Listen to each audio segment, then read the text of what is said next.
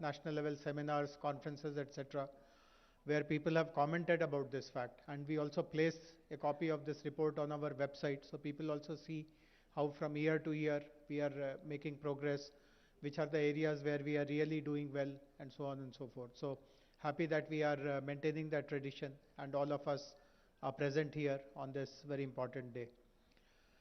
Now that COVID is more or less behind us, I'm also very happy to note that our industry as a whole has bounced back very, very strongly. Actually, if you look back at the last 2 years, all of you will appreciate that while we took all the required precautions which had to be taken to ensure that the infection is contained, we also were very liberal. Particularly, I remember there was a cabinet meeting. Honorable Chief Minister was there, all our ministers were there. And when discussions on lockdown, what should be allowed, what should be restricted, what should be completely closed, all these discussions were happening. Our ministers and Honorable Chief Minister himself was very categorical that we should not disrupt the industries or interrupt their functioning anymore. All of you will recall that when the first lockdown was introduced in March 2020, it was a national decision, and of course we all had to bear the closure of the industry, except the essential industries, for some months. But when the next two waves happened, the second wave and the third wave, decisions were left to the state on deciding what kind of lockdown strategy is required. And as I said, we took a very balanced decision that while all precautions should be taken, there is no need to close down the industries. And I know for sure that in many other states, hardships continued because of the decision to close everything, unlike here in Telangana. So that has given a good kind of a backdrop to all the industries to revive very, very quickly.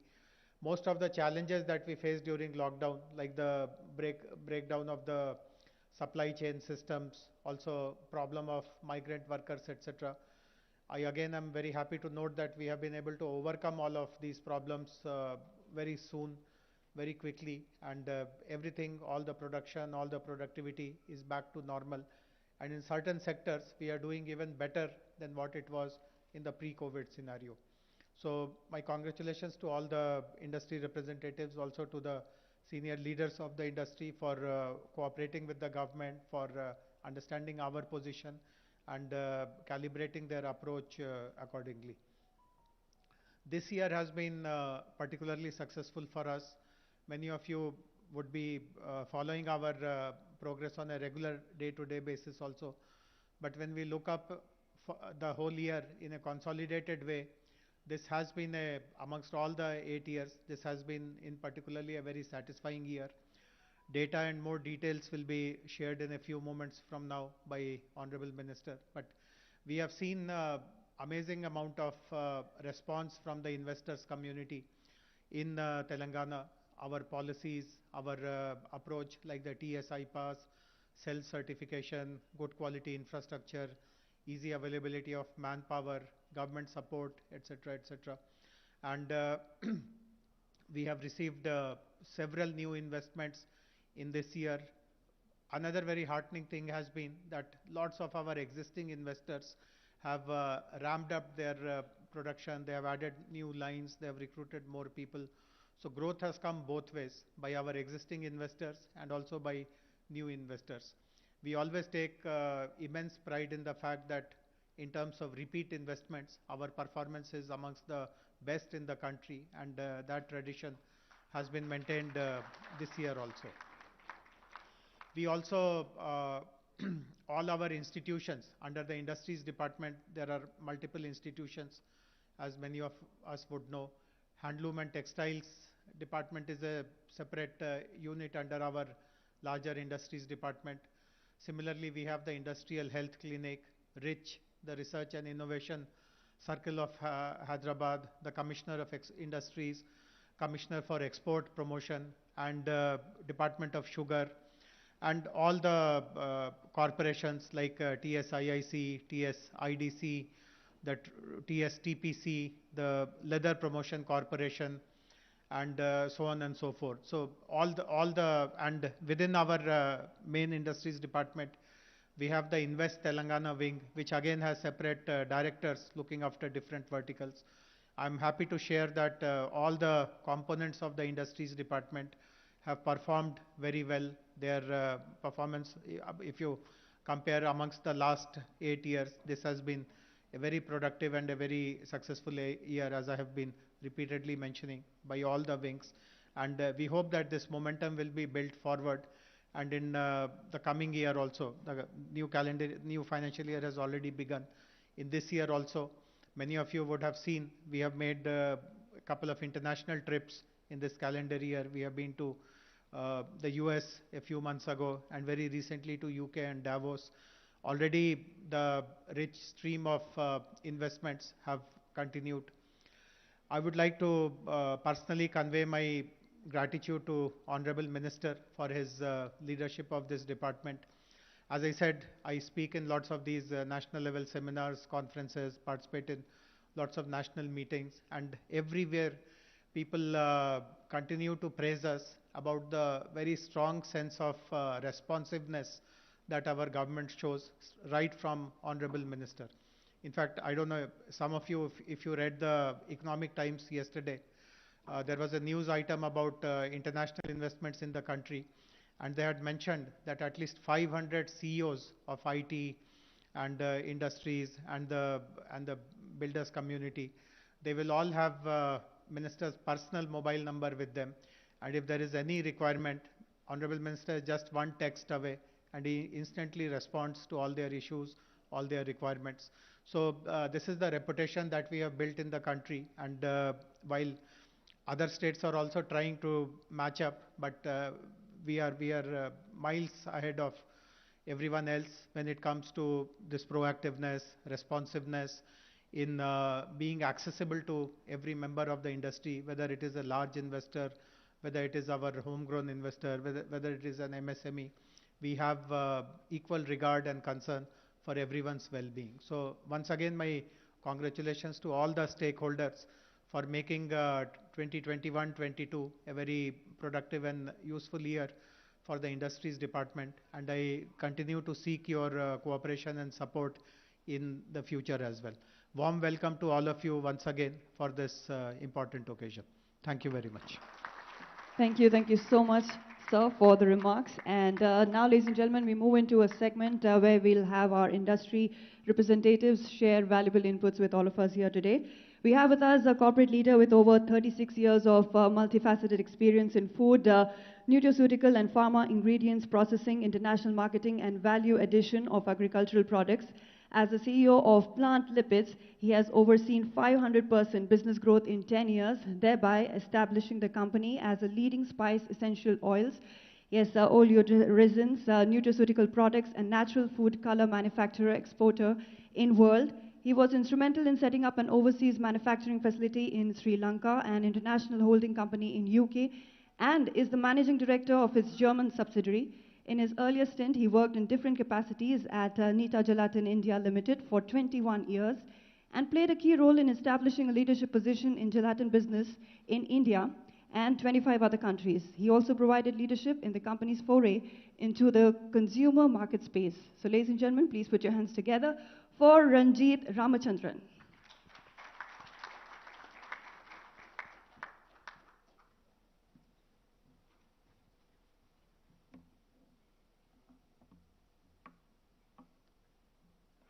Honorable Minister Sri KTR Garu, other distinguished dignitaries on and off the dais, a very good morning to all of you.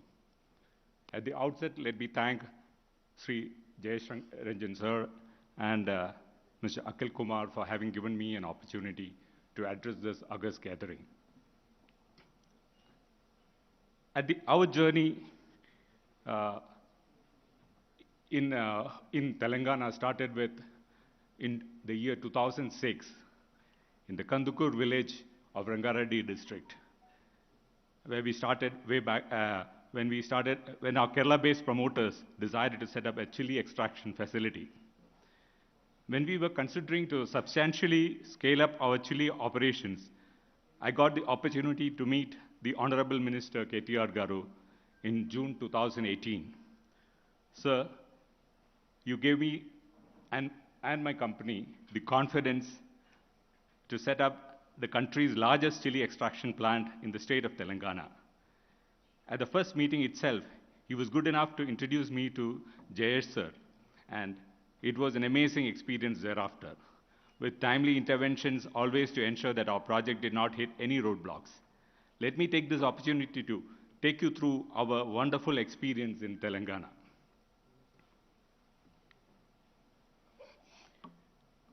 We are one of the world's largest producers of spice extracts and oleoresins, and we process 550 metric tons of spices and other natural ingredients every day in our 12 manufacturing facilities spread across 3 states.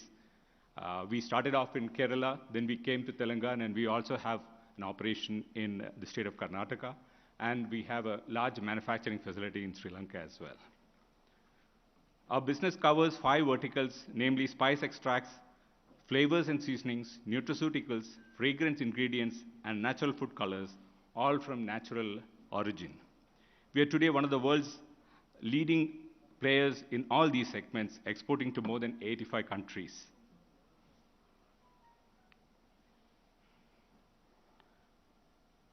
Besides our extraction plant, we have also set up a spice grinding plant in Kandukur village, and we have a solar power installation in Ammanagal village that close by.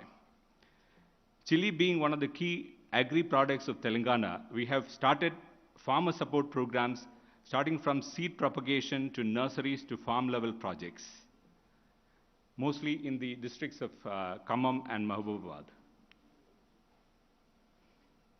Let me come to the new project which we set up in the district of Mahbubabad.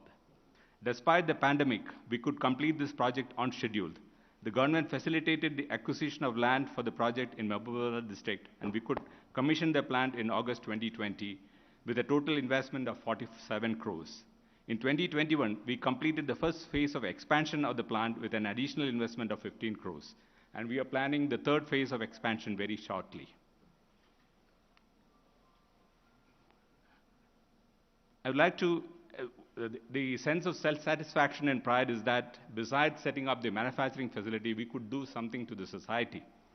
We, in collaboration with the Society for Elimination of Rural Poverty, SERP, and Benishan, successfully completed a farmer-level direct purchase program during 21-22 chili season, a model of public-private partnership with the farmers of Telangana as the direct beneficiaries. In this program, we covered 70 villages spread across 6 mandals. We could procure 2,418 metric tons of chili with a value of 40 crores, giving a direct cumulative benefit of 1 crore to the farmers. I would like to end this presentation with a few pictures of the plant, the current state of our plant in Khammam, in Mahbubabad, and we are hoping to further expand on this.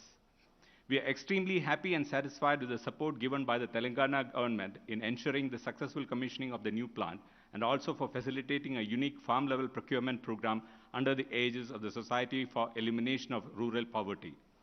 I once again thank the Honorable Chief Minister for his grand vision and the Honorable Minister KTR Garu for his kind intervention in making sure that we can be a small part in adding value to the chili farmers of Telangana and also make our presence felt in the global market for chili extracts. I would like to also thank Jayashanjan sir, the Vice Chairman and Managing Director of TSI, DC, Narasimha Reddy sir, Mr. Akhil Kumar, and the entire team of TSISC and the Industries Department for making this happen. Thank you very much. Thank you so much, sir, for sharing valuable inputs with all of us here today. And we move forward to our next industry representative, Mr. Mahesh Adappa.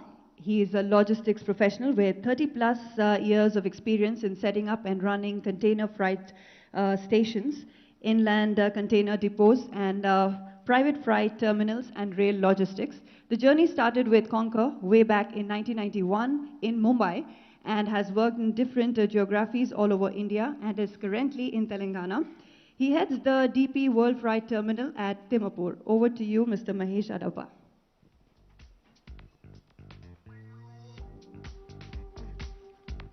Thank you. Honorable Minister of Industries, KTR Garu, Principal Secretary, Shri Jayesh Ranjan Garu, distinguished officials on the dais and off the dais, respected trade representatives. Sir, I head the DP World facility at Temapur. The facility has the distinction of being the first private freight terminal on the Indian Railways. This was commissioned way back in 2011. DP World took over this facility in 2018, and post takeover and capital infusion of about 80 crores in the form of upgrading the civil infrastructure, handling equipments, and also inducing container trains.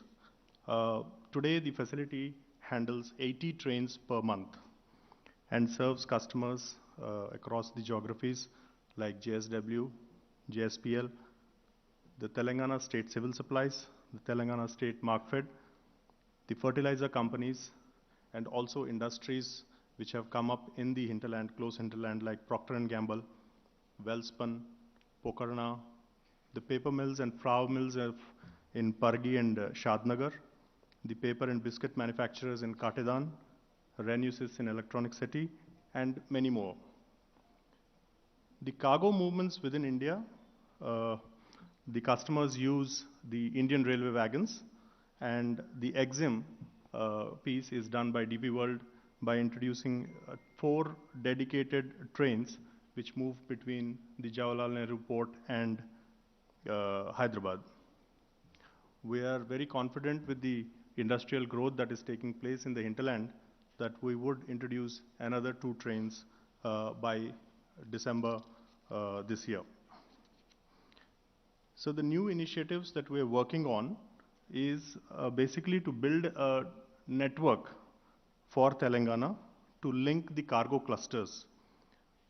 For this, we are working very closely with Jayesh Ranjan Garu's team to study the requirements of the projects that are coming up at Warangal, that is the Kakatiya Mega Textile Park, and also the NIMS project at Zahirabad. And we're also working with already rail-linked facilities which were developed under the FCI PEG scheme to also do multi-products. Currently they're only doing rice. So to also do multi-products which will create a proximity to the industry and lower the overall logistics costs for them. Pharma is the biggest industry in terms of cargo movements, and we have observed that almost 640 foots move every month by road to JNPT at a phenomenal cost. So we're trying to address this by deploying reefer trains from Temapur. We are working very closely with the shipping lines to make available the inventory at Hyderabad itself. Currently the inventory is only available at the port towns. So we're trying to bring that inventory to Hyderabad and allow the pharma industries to reduce their overall turnaround time for exports. Currently it is 10 days, so it would reduce down to almost about 4 to 5 days. And also the cost. The new port linkages, currently Hyderabad is only connected to the western port of JNPT. So we are working with stakeholders at Chennai, Krishnapatnam and Vizag to ensure that we have connectivity on the eastbound cargo also. So we have a lot of imports which are coming from China and Far East. They travel all the way to JNPT or Chennai and then move by road and also rail. So this is something that we feel will cut down on the overall transit and the costs for the imports which are coming from the eastern side, sir. We're also witnessing a spurt in growth in the catchment, immediate catchment. Welspun and Pokarna have started moving their cargoes, and they are contributing to almost 400 TEUs per month of the overall the cargo basket.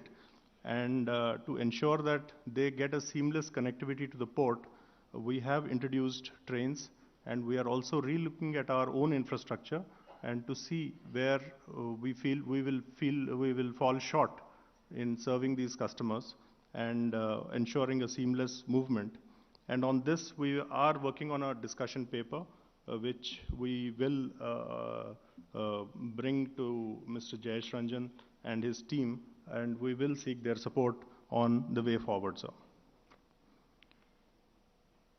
I'm sure, sir, that today's annual report would list out achievements of the department in the last year, but as a stakeholder in the industry at the ground, I must congratulate the state under the leadership of the Honorable Minister and also Shri Jayesh Ranjan ji and his entire team for a visible growth momentum that we are witnessing, and we are committed to ensuring that this growth momentum is served with connectivity, sir. Here I would also like to specifically thank TSISE for its support in upgradation of our connectivity roads, sir. So this was a very old issue which we had. We had approached the TSISE. I'm sure it will not figure out in the annual report, so I'm specifically mentioning this, that this connectivity and support that has been received has today allowed us to increase and scale up our own network movements. And in turn, it will help the trade at large in scaling up the movements. I would also like to thank Jayesh Ranjan ji for opening up his good offices. I've only met him once in his office, but I have got the entire support, and I have traveled across Telangana to understand the cargo clusters, and also in trying to develop a plan which will help connect the cargo clusters to the ultimate consumption areas. Thank you so much, sir. Thank you for the opportunity. Thank you. Thank you. Thank you so much, Mr. Mahesh Adappa. And we move forward to our next industry representative, Mr. Masood Hussaini, Vice President and Head, Aerostructures and Aero Engines Program Management Office, Tata Aerospace and Defense. In his role, he is responsible for leading the Aerostructures and Aero Engines operations at Tata Aerospace and Defense and supporting the success of its various joint ventures, including the JVs with Sikorsky and Lockheed Martin and Boeing, to the Program Management Office. Prior to his current role, Masood was a part of Chairman Mr. Ratan Tata's office, initially as his direct executive support and subsequently as project and investment manager for the new business ventures for the Tata Group. Over to you, Mr. Masood Hussaini.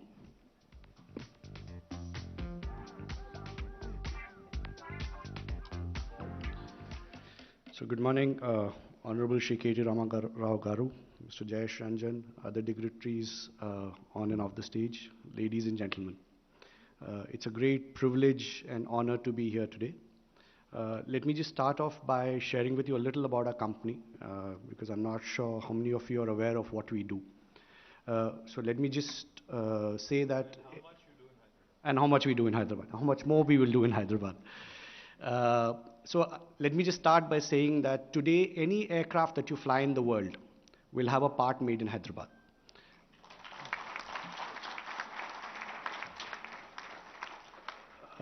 And this was not the case when we started off many years back.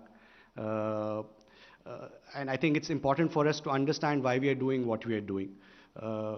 As a nation, I think there are many, many things that we do very well at. However, we also have the dubious distinction of being one of the largest importers of defense equipment and aerospace equipment. And self-sufficiency is an area that we don't really do well about.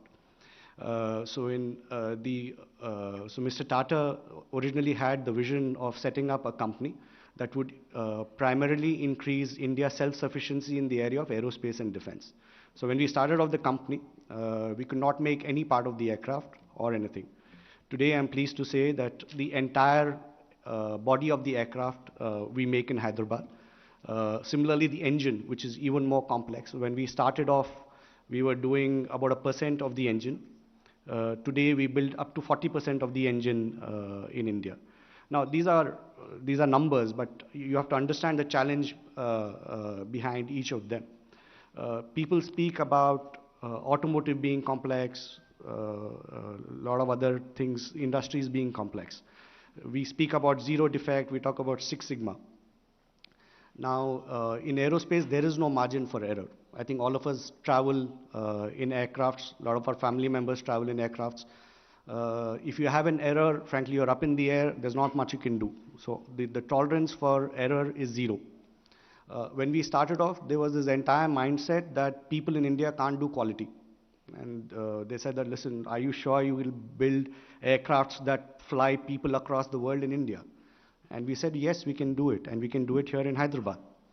And I must say here that my first meeting with Mr. KTR was in 2014.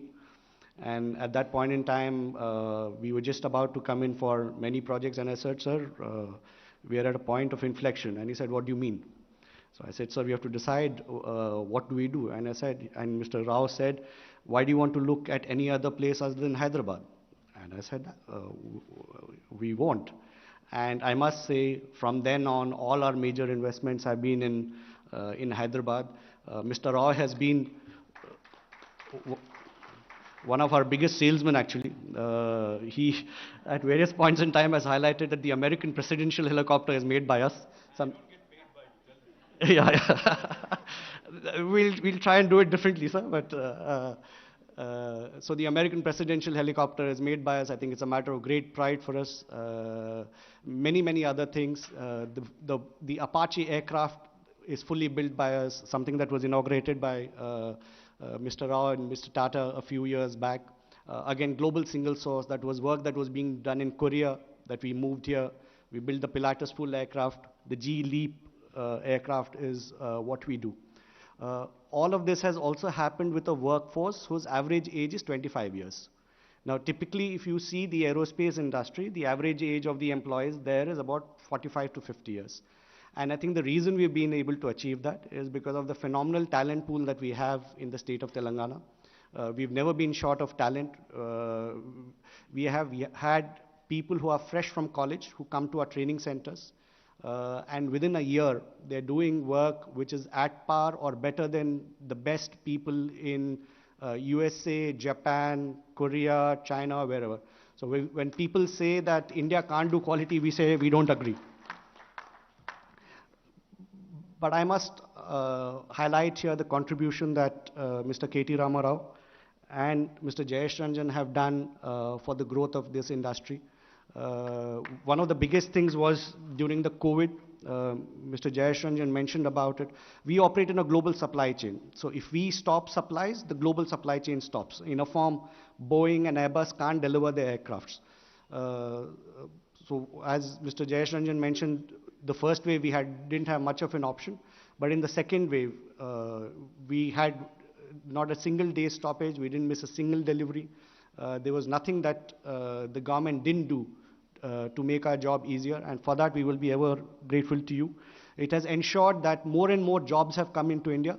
I must say, sir, I'm not sure you're aware, but we are probably one of the only suppliers in the world who did not miss a single delivery during the entire COVID, and that has been appreciated by all our customers, which has in turn meant that there is far greater business growth that is coming. The other thing, sir, is, as you know, for any industry, what matters is livability. At the end of the day, it's not just the physical infrastructure of the factory, but also the infrastructure of the city. And there, I think, in terms of quality of life, while Hyderabad has always topped all of the indices, it's a place that all of our expatriates, people who come from outside India, are very comfortable being.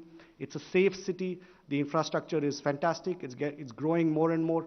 More importantly, I think it's an initiative maybe even the government doesn't speak enough about, is Harita Aharam. I think the greening of the city that has happened over the last few years is amazing. And I think, as they say, the person who plants the tree will never see the outcome. And I think that is what will happen with the state of Telangana. We are truly delighted to be here in Telangana, and we strongly recommend it to anybody who comes here, that it's a great place to be. And I just want to end by once again thanking KT Rama Garu and Mr. Jayesh Ranjan for all the support that they provided. Thank you so much, sir.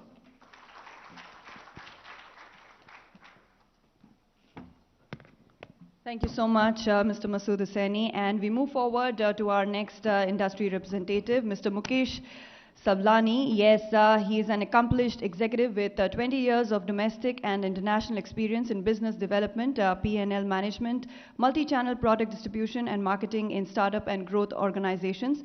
Result-oriented, decisive leader with proven success in new markets and strategic product positioning for large textiles and consumer goods businesses. Over to you, Mr. Mukesh.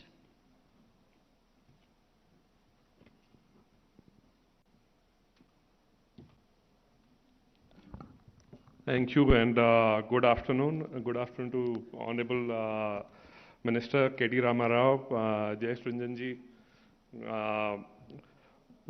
Shri Balamalluji, Shri Narasimha Reddy ji. I still remember coming here in 2018, and this was right after we had invested quite a sum in Gujarat. And then meeting happened between Shri K.T. Raoji and our chairman BKG, and it was decided we'll move from Gujarat to Telangana. And July 2018, we were here to look at the land. Narasimha Reddy ji and Jayesh Ranjan ji helped us through. In flat 2 months, we were allotted the land. Flat 9 months, we were able to construct a factory from a flat land to one of the Asia's largest flooring and carpet facility.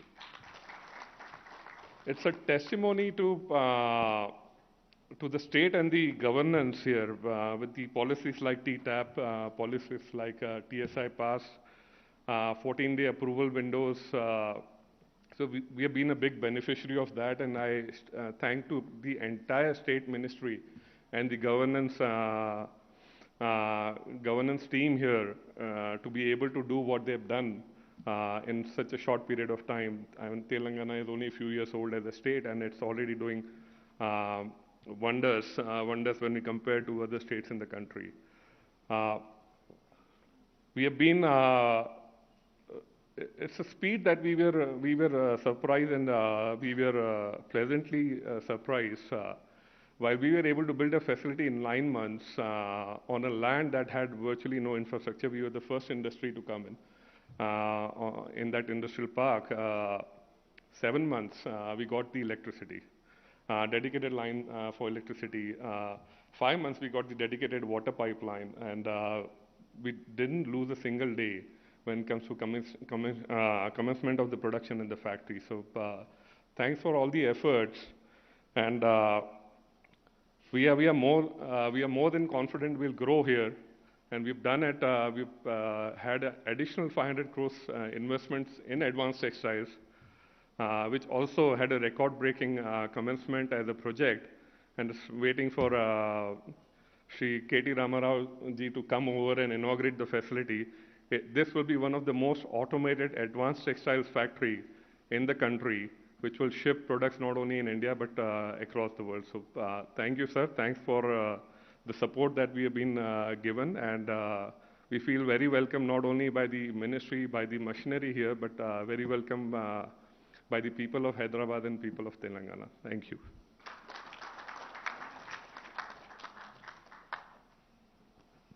Yes, thank you so much, Mr. Mukesh Sablani. We have our next industry representative from Medtronic Engineering and Innovation Center, Vice President and Site Leader, Mr. Divya Prakash Joshi. I request you to please step forward. He is Commander Divya Prakash Joshi, veteran from the Indian Navy, and he's the Site Leader and Vice President at the Medtronic Engineering and Innovation Center, Hyderabad. He has over 30 plus years of experience in engineering, R&D, operations, quality, and reliability. He has been instrumental in setting up and expanding capabilities of the India Innovation Center since its inception in June of 2011. Over to you, sir.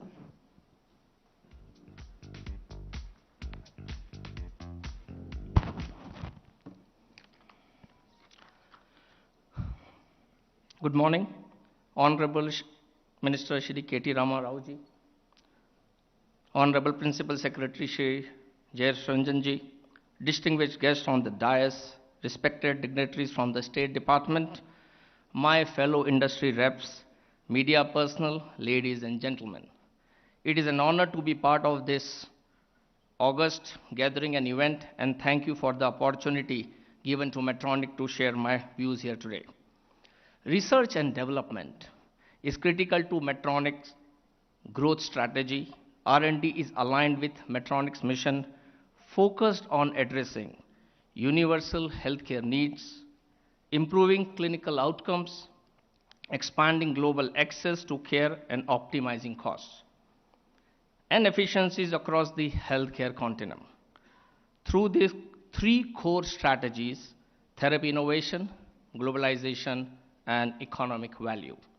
In August of 2020, Medtronic announced an investment of rupees 1,200 crores to expand our R&D facility in Hyderabad, the largest state-of-the-art engineering and innovation center of Medtronic outside of the United States of America, helping boost R&D efforts and create opportunities for the state and the country. The facility was commissioned in record speed and inaugurated by the Honorable Minister, Shri KTR Ramarao and Medtronic's Global CEO, Jeff Martha, in April 2021. From our humble beginnings today as I speak, we are now a team of more than 700 plus engineers and growing, working towards accelerating R&D globalization innovation in healthcare technology to create unsurpassed value for Medtronic, with the strategic intent to become the software technology center for medical devices, for software and engineering solutions, and supporting all businesses of Medtronic globally. Accordingly, we are enhancing our lab infrastructure and office space, and will be completing the same in few weeks. The team carries out critical operations on both new product development and sustenance engineering across high-end data engineering, mobile applications, product security, etc. MEIC, the Medtronic Engineering and Innovation Center as it is called, gives Medtronic an opportunity to tap talent in India and in the state of Telangana, and design in India for India and the world is the motto that we are working on. It is a true symbol of Medtronic's commitment to growth locally in India and globally. This wouldn't have been possible without the amazing support and collaboration during the whole expansion, planning and execution by the government of Telangana under the great leadership and guidance of Shri KTR Ramarao and his team of Shri Jayesh Ranjan Shri Shakti Nagappan, Shri Amarnath Reddy, and other office bearers. I don't want to, I'm not taking all the names, but everywhere we went, we got the support in terms of how do we grow and enhance our partnership in Hyderabad. I would also like to say that Medtronic devices, every second 2 patients are touched globally, and the talent in Hyderabad is really working on majority of these products, both in new product development and sustenance engineering, and that speaks that setting up the center, expanding in Hyderabad has been a great positive for the organization. With this, my best wishes to the team, and look forward to continuing our collaboration with the government of Telangana, and we'll look forward for your support. Thank you very much. Thank you so much, sir. And with that, ladies and gentlemen, we now move into the EV sector MOU exchange segment. As a part of its sustainable drive, UAE-based holding company Metaphor has decided to invest in smart green mobility initiatives in India by setting up its own EV company. Metaphor has made this investment through its sister company, Worldly Energy, and has acquired the full support of the government of Telangana to broaden its outreach. With this investment with the Telangana government, Metaphor aims to bring quality-driven EVs to the Indian market in line with Frame 2 approval set by the Indian government, and move towards a strong economical drive-in term of electric mobility. The aligned vision of the Telangana government has paved the way to Worldly Energy aggressively push ahead with the vision of Make in India campaign and establish its identity as a purely Indian entity. In association with the Telangana government, Worldly Energy will set up its manufacturing plant for production of the e-vehicles. The manufacturing will also include batteries and charging stations, thus creating a complete 360 ecosystem towards sustainability. Metaphor also plans to integrate the EVs with its own telematics software that provides real-time data to users for easier commute. With all of the features and software developed in India, Metaphor endeavors to steer Telangana into EV stronghold and promote the Make in India initiative towards further sustainable goals. Yes, we have our dignitaries here on stage, our Honorable Minister, and I would request Mr. Shubhankar, CEO of Voltly, to please step forward. I would also request Mr. Aditya Reddy, Sales and Marketing Head of Voltly, to please step forward. Yes, we already have Gopal Krishna, Director, Automotive and Electric Vehicles, Government of Telangana here. I request Mr. Junaid, Head of Business Development, to please step forward. Mr. Fahim, Director, Operations India, to please step forward. Yes, I would request Mr. Jayesh Ranjan to please step forward.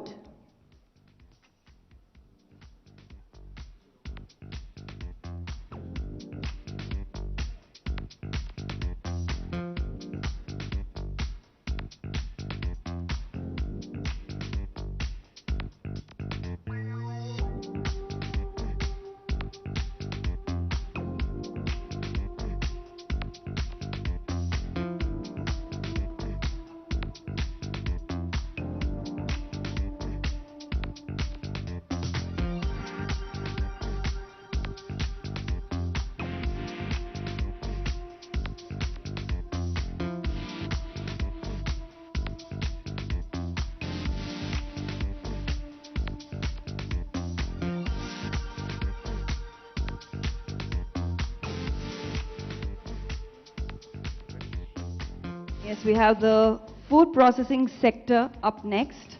I request Mr. Akhil Gawar, Director, Food Processing, onto the stage for the MOU signing. Yes, I request Mr. Akhil Gawar, Director, Food Processing, to please step forward for the food processing sector MOU signing. I request Mr. Arjun Juneja, CEO, Mankind Consumer Healthcare Private Limited, Mr. Abhay Kumar Srivastava, President, Operations, Mankind Consumer Healthcare Private Limited, to please step forward. Yes, Mankind Consumer Healthcare Private Limited is one of India's leading company in pharmaceuticals and consumer products.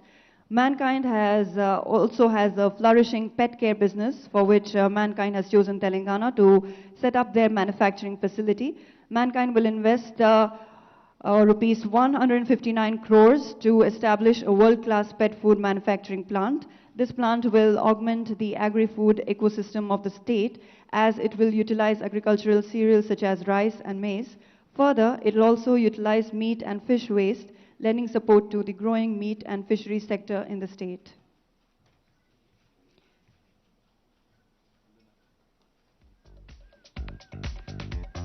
I now request Mr. Om Prakash Guneka, Director, 3F Industries Limited, to please step forward. Yes, 3F Industries is one of the leading names in the food fat industry. They produce bakery fats, fats for frozen desserts, fatty acids, specialty fats, amongst a long list of products in this segment. Their products are used by a host of well-known food processing and personal care product industries. 3F Industries is also a leader in palm plantations in India. 3F Industries will be investing rupees 123 crores to establish a high-end unit for manufacturing export quality chocolates and bakery products near Hyderabad in the Banda Timmapur food processing industrial area. This project will further enhance the ecosystem in the state for the world-class bakery and confectionery industry. I would now request Mr. Rajendra Agarwal, Director, and Mr. Ankit Agarwal, President, Ravi Foods Private Limited, to please step forward. Ravi Foods Private Limited is one of India's leading company in manufacturing of bakery and confectionery items. Ravi Foods Private Limited is also having an overseas presence in more than 120 countries for 30 plus years. It has been a dominant player in the baked items and confectionery industry, with products ranging from biscuits, cookies, wafers to chocolates, candies, confectionery. As a testament to the faith in Telangana growth story, Ravi Foods will be further augmenting their manufacturing presence in the state with a fresh investment of rupees 150 crores, 15 crores at Kothur near Hyderabad.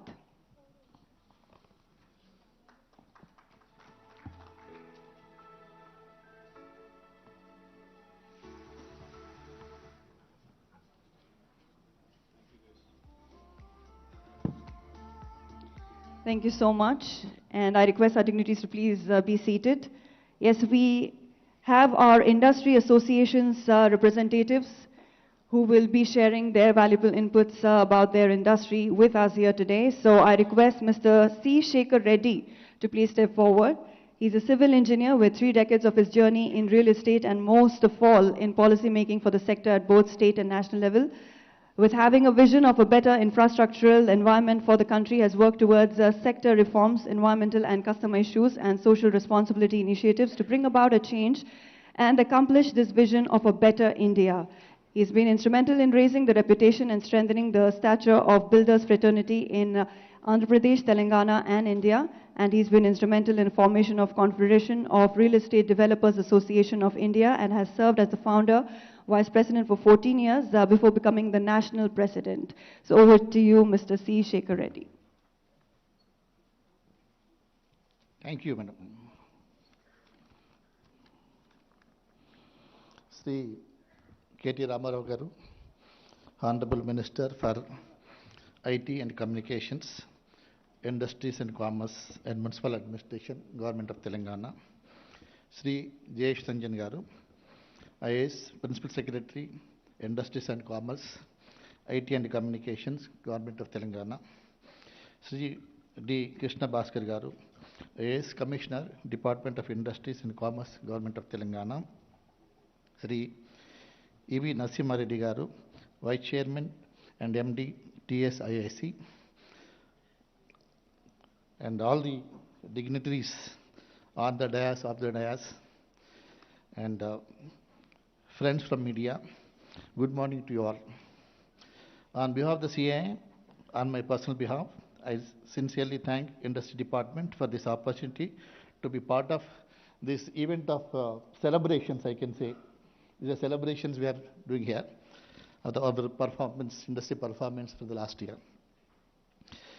It is heartening to see the department is releasing the annual report year on year. This evidently showcases the growth of the industries in Telangana and the confidence of the government in further building Bangaru Telangana.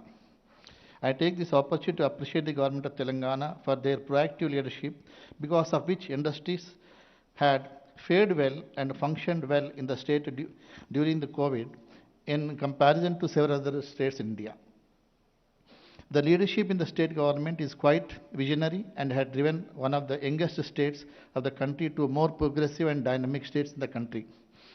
Under the dynamic leadership of Sri K. Chandrasekhar Rao Garu, the Honorable Minister, Chief Minister of Telangana, and Sri KTR Ramarao Garu, and able guidance and support from Sri Jayesh Ranjan ji, Telangana has emerged as a model state for the industry in the country and brought significant investments, providing a right ecosystem for industries to flourish.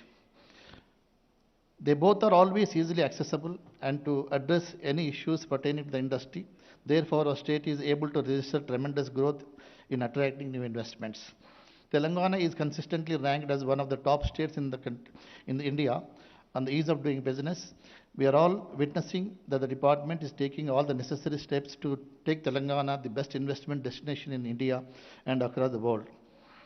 In the recent World Economic Forum held in Davos last month, Telangana once again emerged as the favorable investment destination for the global companies. Telangana is one of the first states to launch the startup policy and create a support ecosystem around it through T-Hub. Our startup growth story is inspirational for all, and therefore CAA has also set up its 10th Center of Excellence for Innovation, Entrepreneurship and Startup in Telangana on 11th July 2020 as another milestone in the 125th year of the CAA. CAA Surabji Godrej Great Building Center, which was established in the year 2001 as CAA's Developmental Institute on the Green Practices in Businesses, has more than 7,558 green buildings projects coming up in a footprint of over 8 billion square foot are registered with the Indian Green Building Council. This is the second largest globally. And we feel proud to mention that 2 of our Center of Excellences of CAA among 10 Centers of Excellences are located in Hyderabad. CAA is committed to be partner in the growth story of Bangaru Telangana, and we are willing to extend our full support in the process of achieving growth through competitiveness, entrepreneurship, sustainability, and inclusiveness. And earlier speakers, I think the representative Tata has said that KTR has become our salesperson. Why only Tata? For all sectors, KTR has become the biggest force for now marketing. No, it's a fact. Every day in and day out we can see the way he's pushing us. And all the other speakers also have started their industries in a short span of time. Also appreciate the state government. And this is a celebration. I think it's a unique occasion, I can say. Nowhere in the country, no other state is coming out with such annual report and also calling the stakeholders and having this type of celebration is, I think, sir, it's a unique show, sir. It gives a lot of confidence among the entrepreneurs, and associations also feel they are part and parcel of the government. And since they're all doing, not to say exceptionally, they're doing extremely well as ease of doing of business is concerned, policies are concerned, and exclusively we have seen on minute-to-minute basis, hourly basis during the COVID period, they have attended all our grievances. Whatever the grievances are there, that is the reason that nothing was stopped. You know, everything, the main essential items were producing on daily basis, and they have done everything possible for the growth of the state. So I request on behalf of my friends here, let us give a standing ovation to KTR Garu, Jayesh Ranjan Garu's team. Kindly stand up and give a standing ovation. Yes, a standing ovation to our Honorable Minister, KTR Garu. Thank you, sir. Thank you very much. Thank you for this opportunity. Thank you so much, Mr. Shekhar Reddy. Yes, moving forward, we have with us Chairman, FICCI Telangana, Mr. Murali Krishna Reddy Adala. Yes, he has over 30 years experience in construction industry, 25 years in property development, and 30 years in the hospitality industry. He is the proud recipient of the coveted CNBC TV 18 Emerging India Award 2007 from the Honorable Prime Minister of India, Dr. Manmohan Singh, for excellence in hospitality sector. Mr. Murali K. Reddy is presently the chairman of MAC Group of companies spanning real estate development, construction, and hospitality sectors. The group company MAC Projects Private Limited has won TV5 Business Leader Award for Best Greenery and Landscaping for their world-class gated and guarded community project BTR. Over to you, Mr. Murali Krishna Reddy.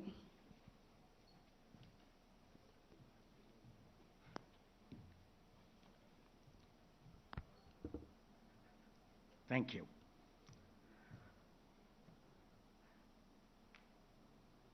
Honorable Minister Sri KTR, Principal Secretary Sri Jayesh Ranjan, senior officers of the Industry Department, industry leaders, industry representatives, ladies and gentlemen. Today is a beautiful day. We're celebrating 1 year of achievement of our industry and the industry department. Nowhere else in this country you will see this kind of cooperation and coordination.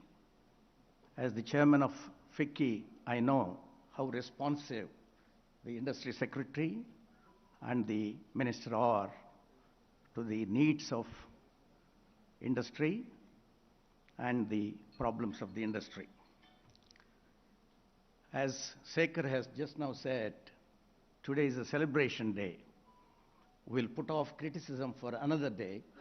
Today is to praise each one of us, particularly we need to, though.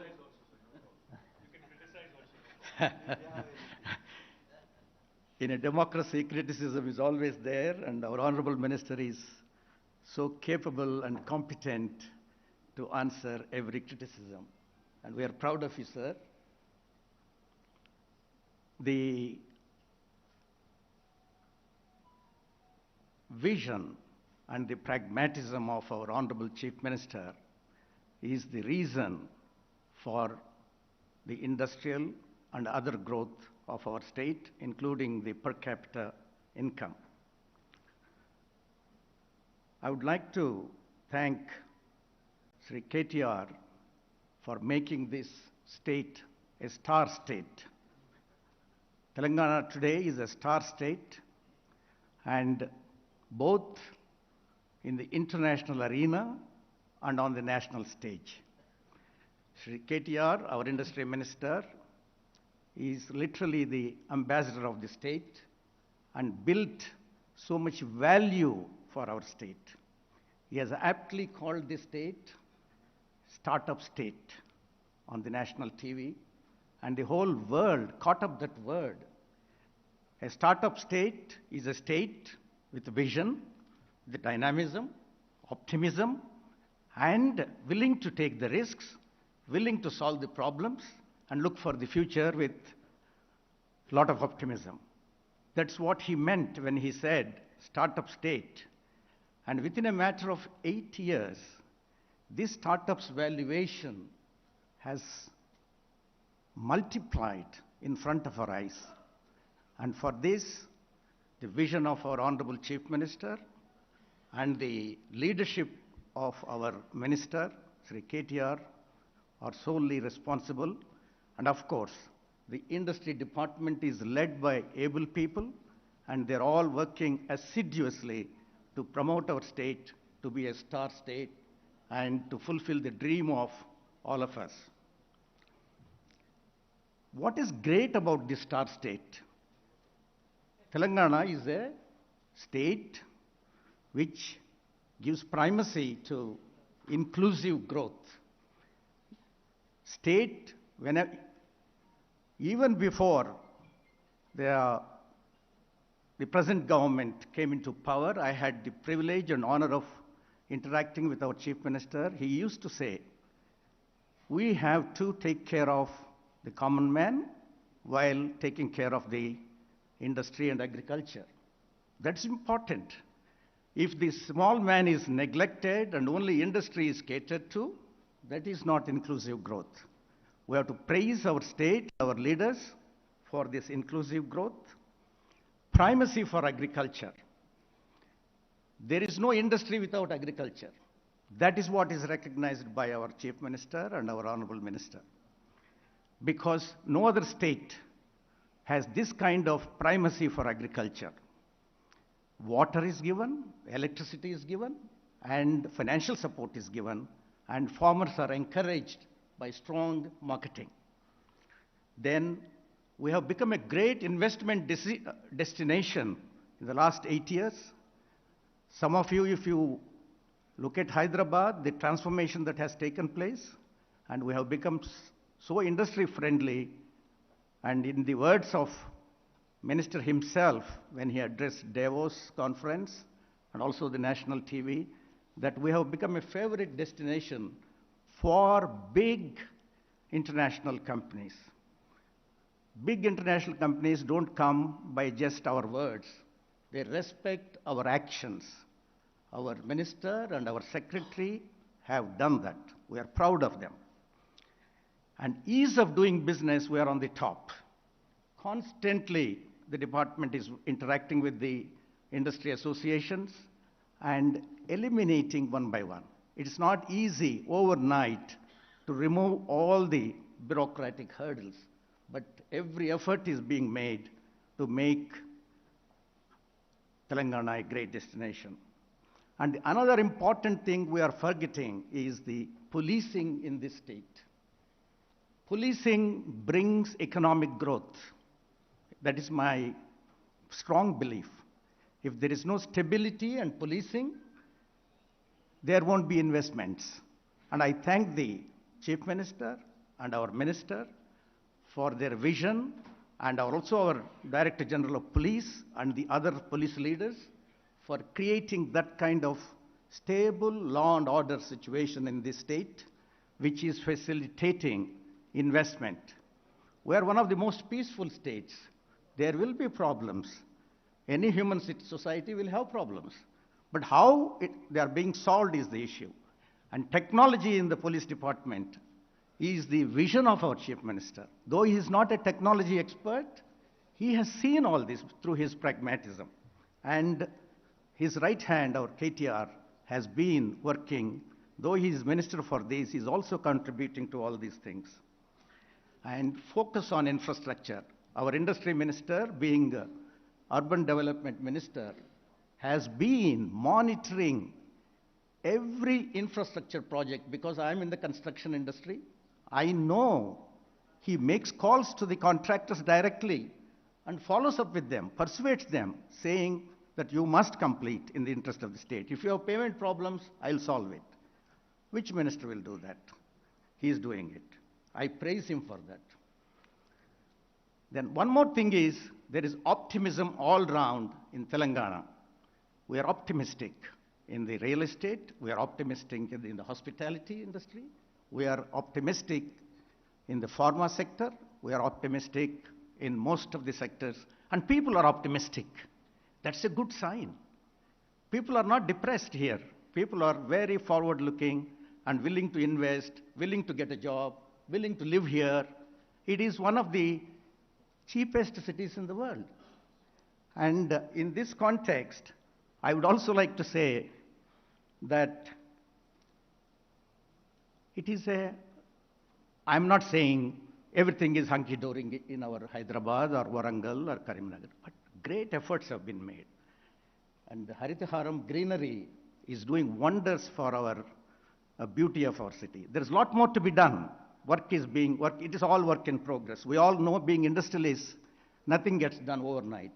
We must also give that time to government and support the government in all the efforts of the government by just acknowledging and praising them and being with them, not all the time running down the government. Then some of the concerns, not criticism, sir, concerns are employment. Employment is very important. It is not just investment. Our youth, it's not just important to get jobs in the IT sector. Our unskilled workers, semi-skilled workers, they must get jobs. If they don't get jobs, there will be unrest in the society. And to do that, we from the industry, you from the government, have to come together and create employment-oriented organizations. Government alone cannot give the jobs. And those days when people were expecting government jobs are gone. Today, private sector has to give the jobs. Towards that end, we must encourage small and medium enterprises, sir. It is not just enough if we get 4 or 5 big international companies here. It is a pride, but at the same time, small and medium enterprises give more jobs. And they go through a lot of hardships.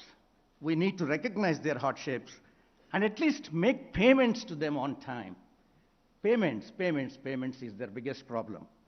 It needs to be looked at. And another concern is more and more people are from rural areas are moving into urban areas. It is inevitable. Nobody can stop it. We need to look at urban infrastructure in terms of sanitation, roads, water, health, all these things.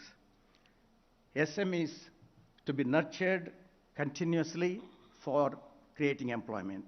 I would like to recommend to our Honorable Minister, will it be a good idea to have a committee wherein industry representatives and the government senior officers solely concentrate on employment and advise the government on the policies which can facilitate employment creation. In conclusion, I want to congratulate the industry department for the wonderful work they have been doing under the leadership of the Honorable Minister and the Honorable Secretary. And also I want to thank the Minister personally for his commitment, for his vision, and for his dynamism, and above all, for his persuasive articulation on the international forums and the national. Today, the whole, once it may not be out of context to say, when Telangana was formed, I used to hear, it will not be a viable state. It will perish. Why are they doing this?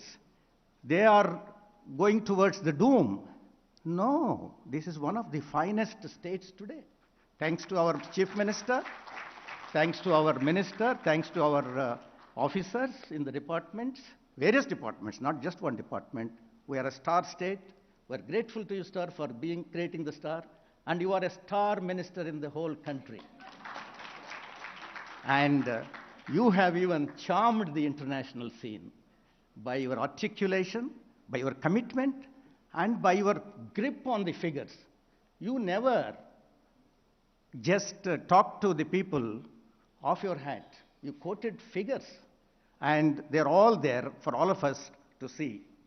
And finally, I just want to make a request, sir.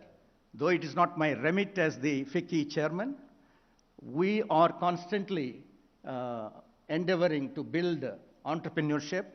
Our Flow organization, led by Shubhra, a lot of women entrepreneurs, they do wonderful work. In fact, they're the stronger arm of FICCI in Hyderabad. And in this context, I just want to make a request, though it's not my remit, that you are also the urban development minister. Street entrepreneurs are the greatest entrepreneurs. They are inventory managers. They are the most persuasive sellers. They also handle police very effectively when they come to kick them out. And they borrow at 36%, but still repay by evening, not like big industrialists running away from the banks. And a lot of them are women. They are working hard. Evening they have to go and cook and feed the children. And throughout the day, some of us, thinking that we are great bargainers, ask them if they say 80 rupees, why don't you give me 70 rupees, 50 rupees like that, and trouble them. Still, they don't lose their patience. They're great entrepreneurs. Urban planning, in the Indian context, should be such that they are also given space while planning the roads. We are only talking about cars, traffic, 100 feet roads, 200 feet roads, fine, they're all good, they're all required. Can we also create some space for them away from the footpath? I have seen this in Bangalore in one of the streets. I'm not saying do it on the road number 1 or main street, side streets. Create small space for them so that they are not harassed by the police. Normally, of course, police is not harassing nowadays. They are cooperating with them. But still, it is in the interest of building entrepreneurship. What is the strength of India? India's greatest strength is entrepreneurship, sir. And that is what keeps us going. It is not government jobs, it is the entrepreneurs. These entrepreneurs must be encouraged. Microfinance must be arranged for them. Government must also look at these people, because when we look at that, we are going to work for the welfare of small families.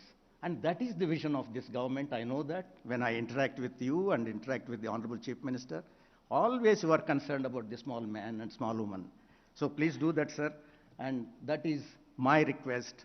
That is my presentation to you. And you will be remembered forever if you can do in the new 69 GO, if you can ask the officers to create these spaces, the people will be very happy and they will be ever grateful to you. Thank you, sir. Thank you. Thank you. Thank you so much, Mr. Murali Krishna Reddy. Yes, indeed. Thank you for the starry remarks as well. Ladies and gentlemen, it's a matter of great pride that our MSEFCs for Rangareddy and Mechil districts were awarded by the Honorable National Ministers for MSME, being selected out of 126 similar MSEFCs across the country. So we are moving towards ensuring that our facilitation councils provide solutions in a robust fashion to MSMEs operating in Telangana. I would request all the GM DICs present here to please stand up, because we have to clap for you. It is all because of your hard work, your efforts, that Telangana is now a Bangaru Telangana. And indeed, yes, you have set the global destination for investments in Telangana. Thank you so much. Yes, thank you, our GMDICs. Thank you. And with that, my dear friends, we proceed to the next speaker. Yes, we have with us Mr. Anil Agarwal, Vice President, President-elect, FTCCI, and he has served in managing committee for over a decade and played key role in several expert committees such as Energy Committee, International Trade Committee, etc. Yes, after doing his graduation in commerce from Osmania University, he joined his family business of iron and steel in 1988. He served as director for Messrs. Dhanalakshmi Iron Industries Private Limited, which is into manufacturing of TMT bars. Subsequently, he became managing director of Jeevika Industries Private Limited, that is into manufacturing of structural steels with forward and backward integration of steel. Over to you, sir.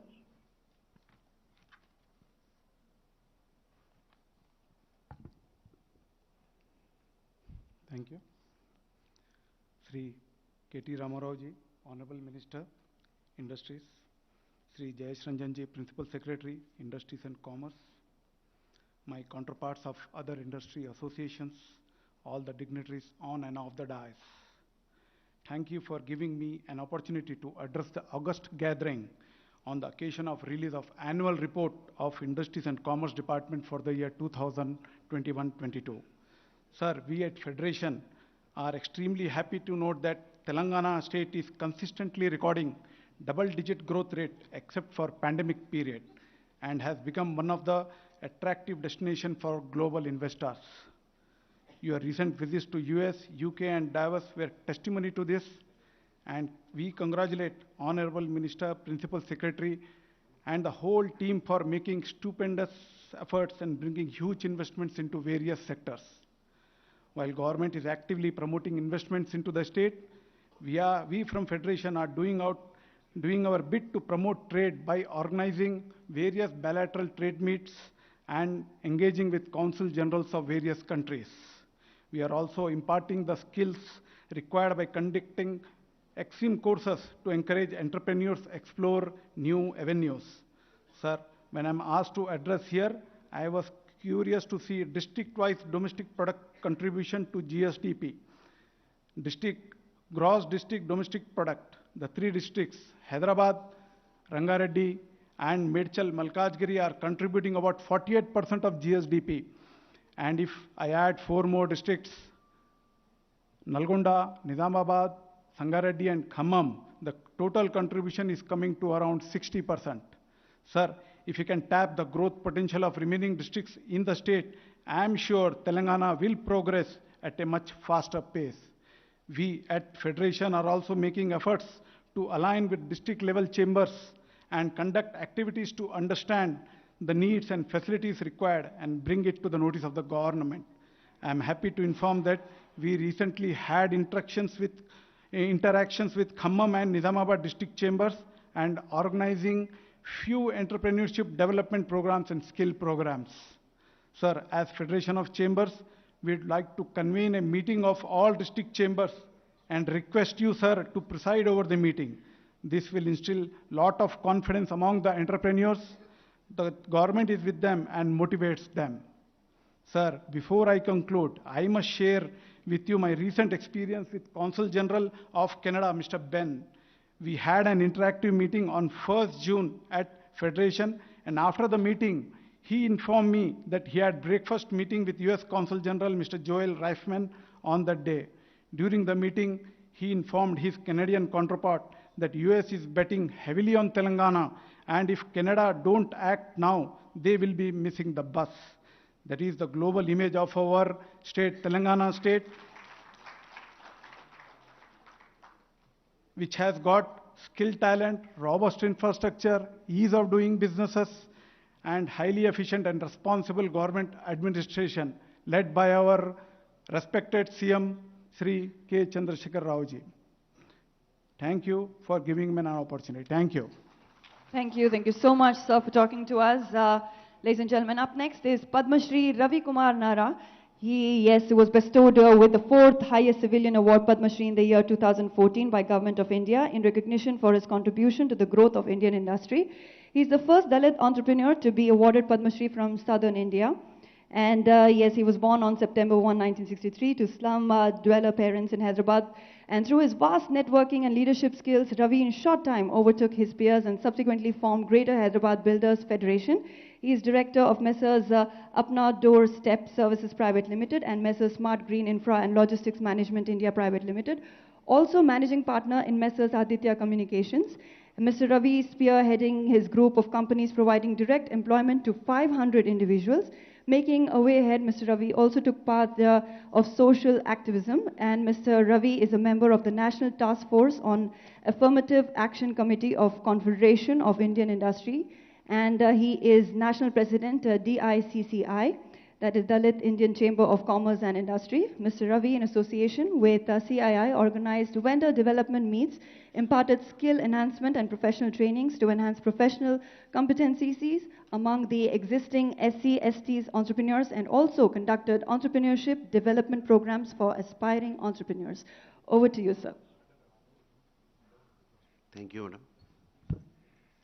Respected Chief Guest of the occasion, Honorable Minister for Municipal Administration and IT, Sri KT Ramarao Garu, Sri Rajamallu Garu, Jayesh Ranjan Garu, Bhaskar Garu, Narasimha Reddy Garu, and my fellow association leaders and my dear friends.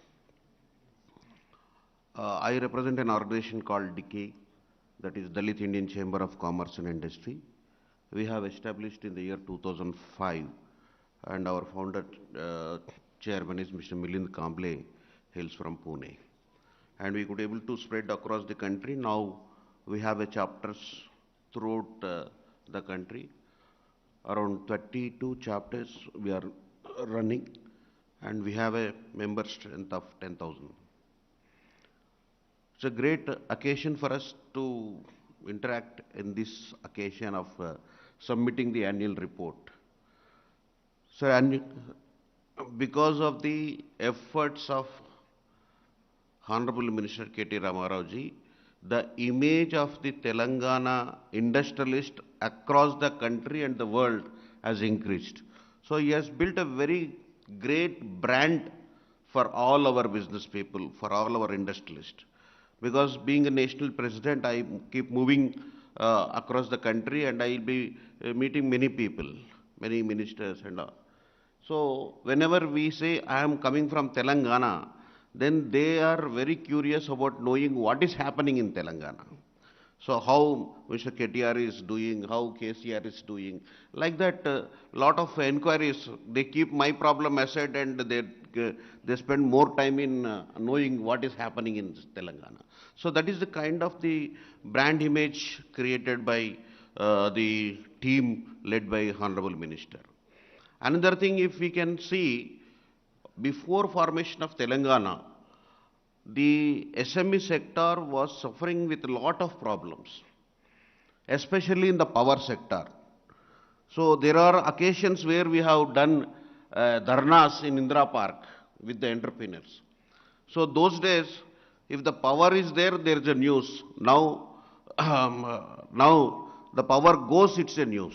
That is the difference this state has achieved so far. Because that is without power, no industry can survive. So that is the biggest achievement the government has done. And with that, the confidence levels. Because when we get the orders from various places, and if we are unable to supply on time, again our business will affect. So now the image is such for our state that yes, any entrepreneur who hails from Telangana can deliver the goods as per the schedule. So like that, the many things are there, and the work of the association also reduced because of your efforts. Earlier, as an association, for a small problems, we used to go to minister, secretary many times. But now our time is not being wasted in convincing the ministry and the secretariat, because thanks to Secretary Jayesh Ranjan ji also, because we have lots, if we have 100 issues, out of that most of the 90 issues have been solved without any this thing. So such a friendly industry-friendly association we are running. And also, another important issue is, Honorable Minister, we see, I don't know what is the quality you have, the God gift, sir. We see you in such a great professional handling of the industrialist. When you go to abroad, because many my friends in abroad also tell the initiative and the impression what you have created. At the same time, if you see you as in a politics, and you are in a different role. So, so very difficult for an individual to play these two roles so perfectly, so professionally. That is the greatest thing what we have seen, sir. Actually, so we are very proud of you, sir. Not that you are present here and we want to please you, but it is a fact that we have to accept that every one of us will accept here those ones. Another thing, can you imagine a fish, a trout fish which is produced in the Kashmir or any cold places being produced in Telangana now? This is a news for the world, sir. Yes, sir. Because trout fish, the rainbow trout fish is being farmed in Telangana. It is because of the initiatives and the policy which the Telangana government has. Because in many places, when we wanted to start that industry and we were interacting, because the power is the main issue for that. Suppose if the power is not there, and if the power is 24/7, the power will be used, and the production cost will increase. But thanks to the government of Telangana, which has given a special concession for fish farmers on par with the regular, not on par with the regular tariff, that a concessional tariff at 5 rupees 25 paisa per unit was given, through which the project has become the viable, and now we are in the world map. Telangana is in the world map of producing the rainbow trout fishes in the world. And also I am proud to inform you, sir, because of your initiatives, Telangana is going to supply fingerlings of trout fish to the Asian countries. From here it is going to be supplied from here. So that is the change, that is all happening because of the good policy support system what we have and the good administrative system we have. So for these reasons we are able to survive and we are able to grow, not only individually, as a collectively, and the brand image of the Telangana is improving, and it has got multiple indirect impacts of creation of the employment, contribution to the GDP, so many things. So I am sure, sir, for another 3-4 years, the Telangana nobody can beat in any sphere. That is the standards you have, that is the foundation you have led, and I congratulate the officers for taking forward the your vision and producing the results. And as far as SC entrepreneurs are concerned, the policy which has been given in Telangana, that is the Tea Pride, is the role model policy for the entire country, because nowhere, as one of the speaker told, that is the financial inclusion. So when the population of the scheduled caste and scheduled tribe community contribute to 25% of the population, and to develop them as an entrepreneurs, the government of Telangana has initiated Tea Pride policy in 2015, which has given a very good results. We could able to produce more than 400 manufacturing units in our state. But for that policy, it was not possible, because through that policy, we are able to get the priority in allotment of the lands, concessional rate, power tariff concessions, investment subsidy. So many other benefits are there in the Tea Pride scheme. Not only that, Telangana is the only state in the country who has provided the reservations in the contracts in all the departments of government of Telangana, all engineering departments. No state has got this policy. So that is the initiative taken by the government to implement the financial inclusion in the country. So this is the affirmative, this is, in otherwise it is called as affirmative action. In US, such system is there, and after US and that affirmative action is being implemented in the state of Telangana. I am sure, sir, with your support, with your initiatives, we are going to create a lot many scheduled caste and scheduled tribe entrepreneurs in the country, and which they are going to have a very big innovative industries going to set up in near future. Thank you very much for the opportunity. Thank you so much, sir, for talking to all of us here.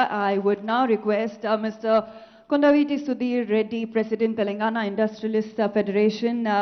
Yes, please step forward. He is a BTech graduate in Civil Engineering from JNTU Engineering College, Hyderabad. Mr. Sudhir Reddy was instrumental in mobilizing the support of MSMEs for the separate statehood movement by establishing TIF. After the formation of the state, TIF, under the guidance of Mr. Sudhir Reddy, has been actively associating with the government to resolve challenges, issues faced by MSME, industrialists and employees. Over to you, sir.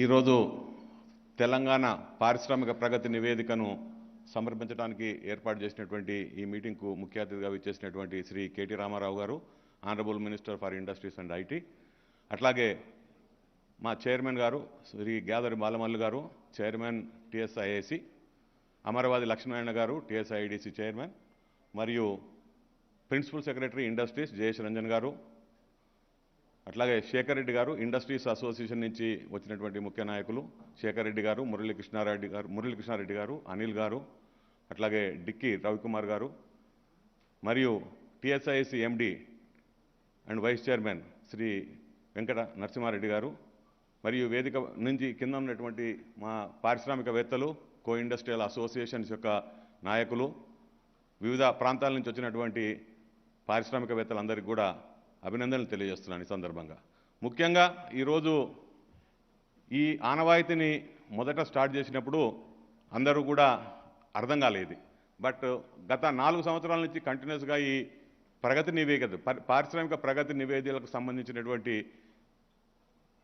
Submit చేసినప్పుడు మనందరికీ అర్థమవుతుంది. Last time అంతకుముందు కూడా మనం చూసినాం, ప్రతి పారిశ్రామిక నివేదికలో, అభివృద్ధి నివేదికలో అప్పటి వరకు జరిగినటువంటి అభివృద్ధిని, అప్పటి వరకు చేసినటువంటి అచీవ్మెంట్స్ అన్నింటిని కూడా వారు మంత్రి గారు ఒక ఆనవాయితీగా మన పారిశ్రామికవేత్తల ముందట, ప్రజానిక ముందర పెట్టడానికి ప్రయత్నం చేస్తున్నది తప్పకుండా ఇది అందరికీ అభినందనీయమైన విషయము.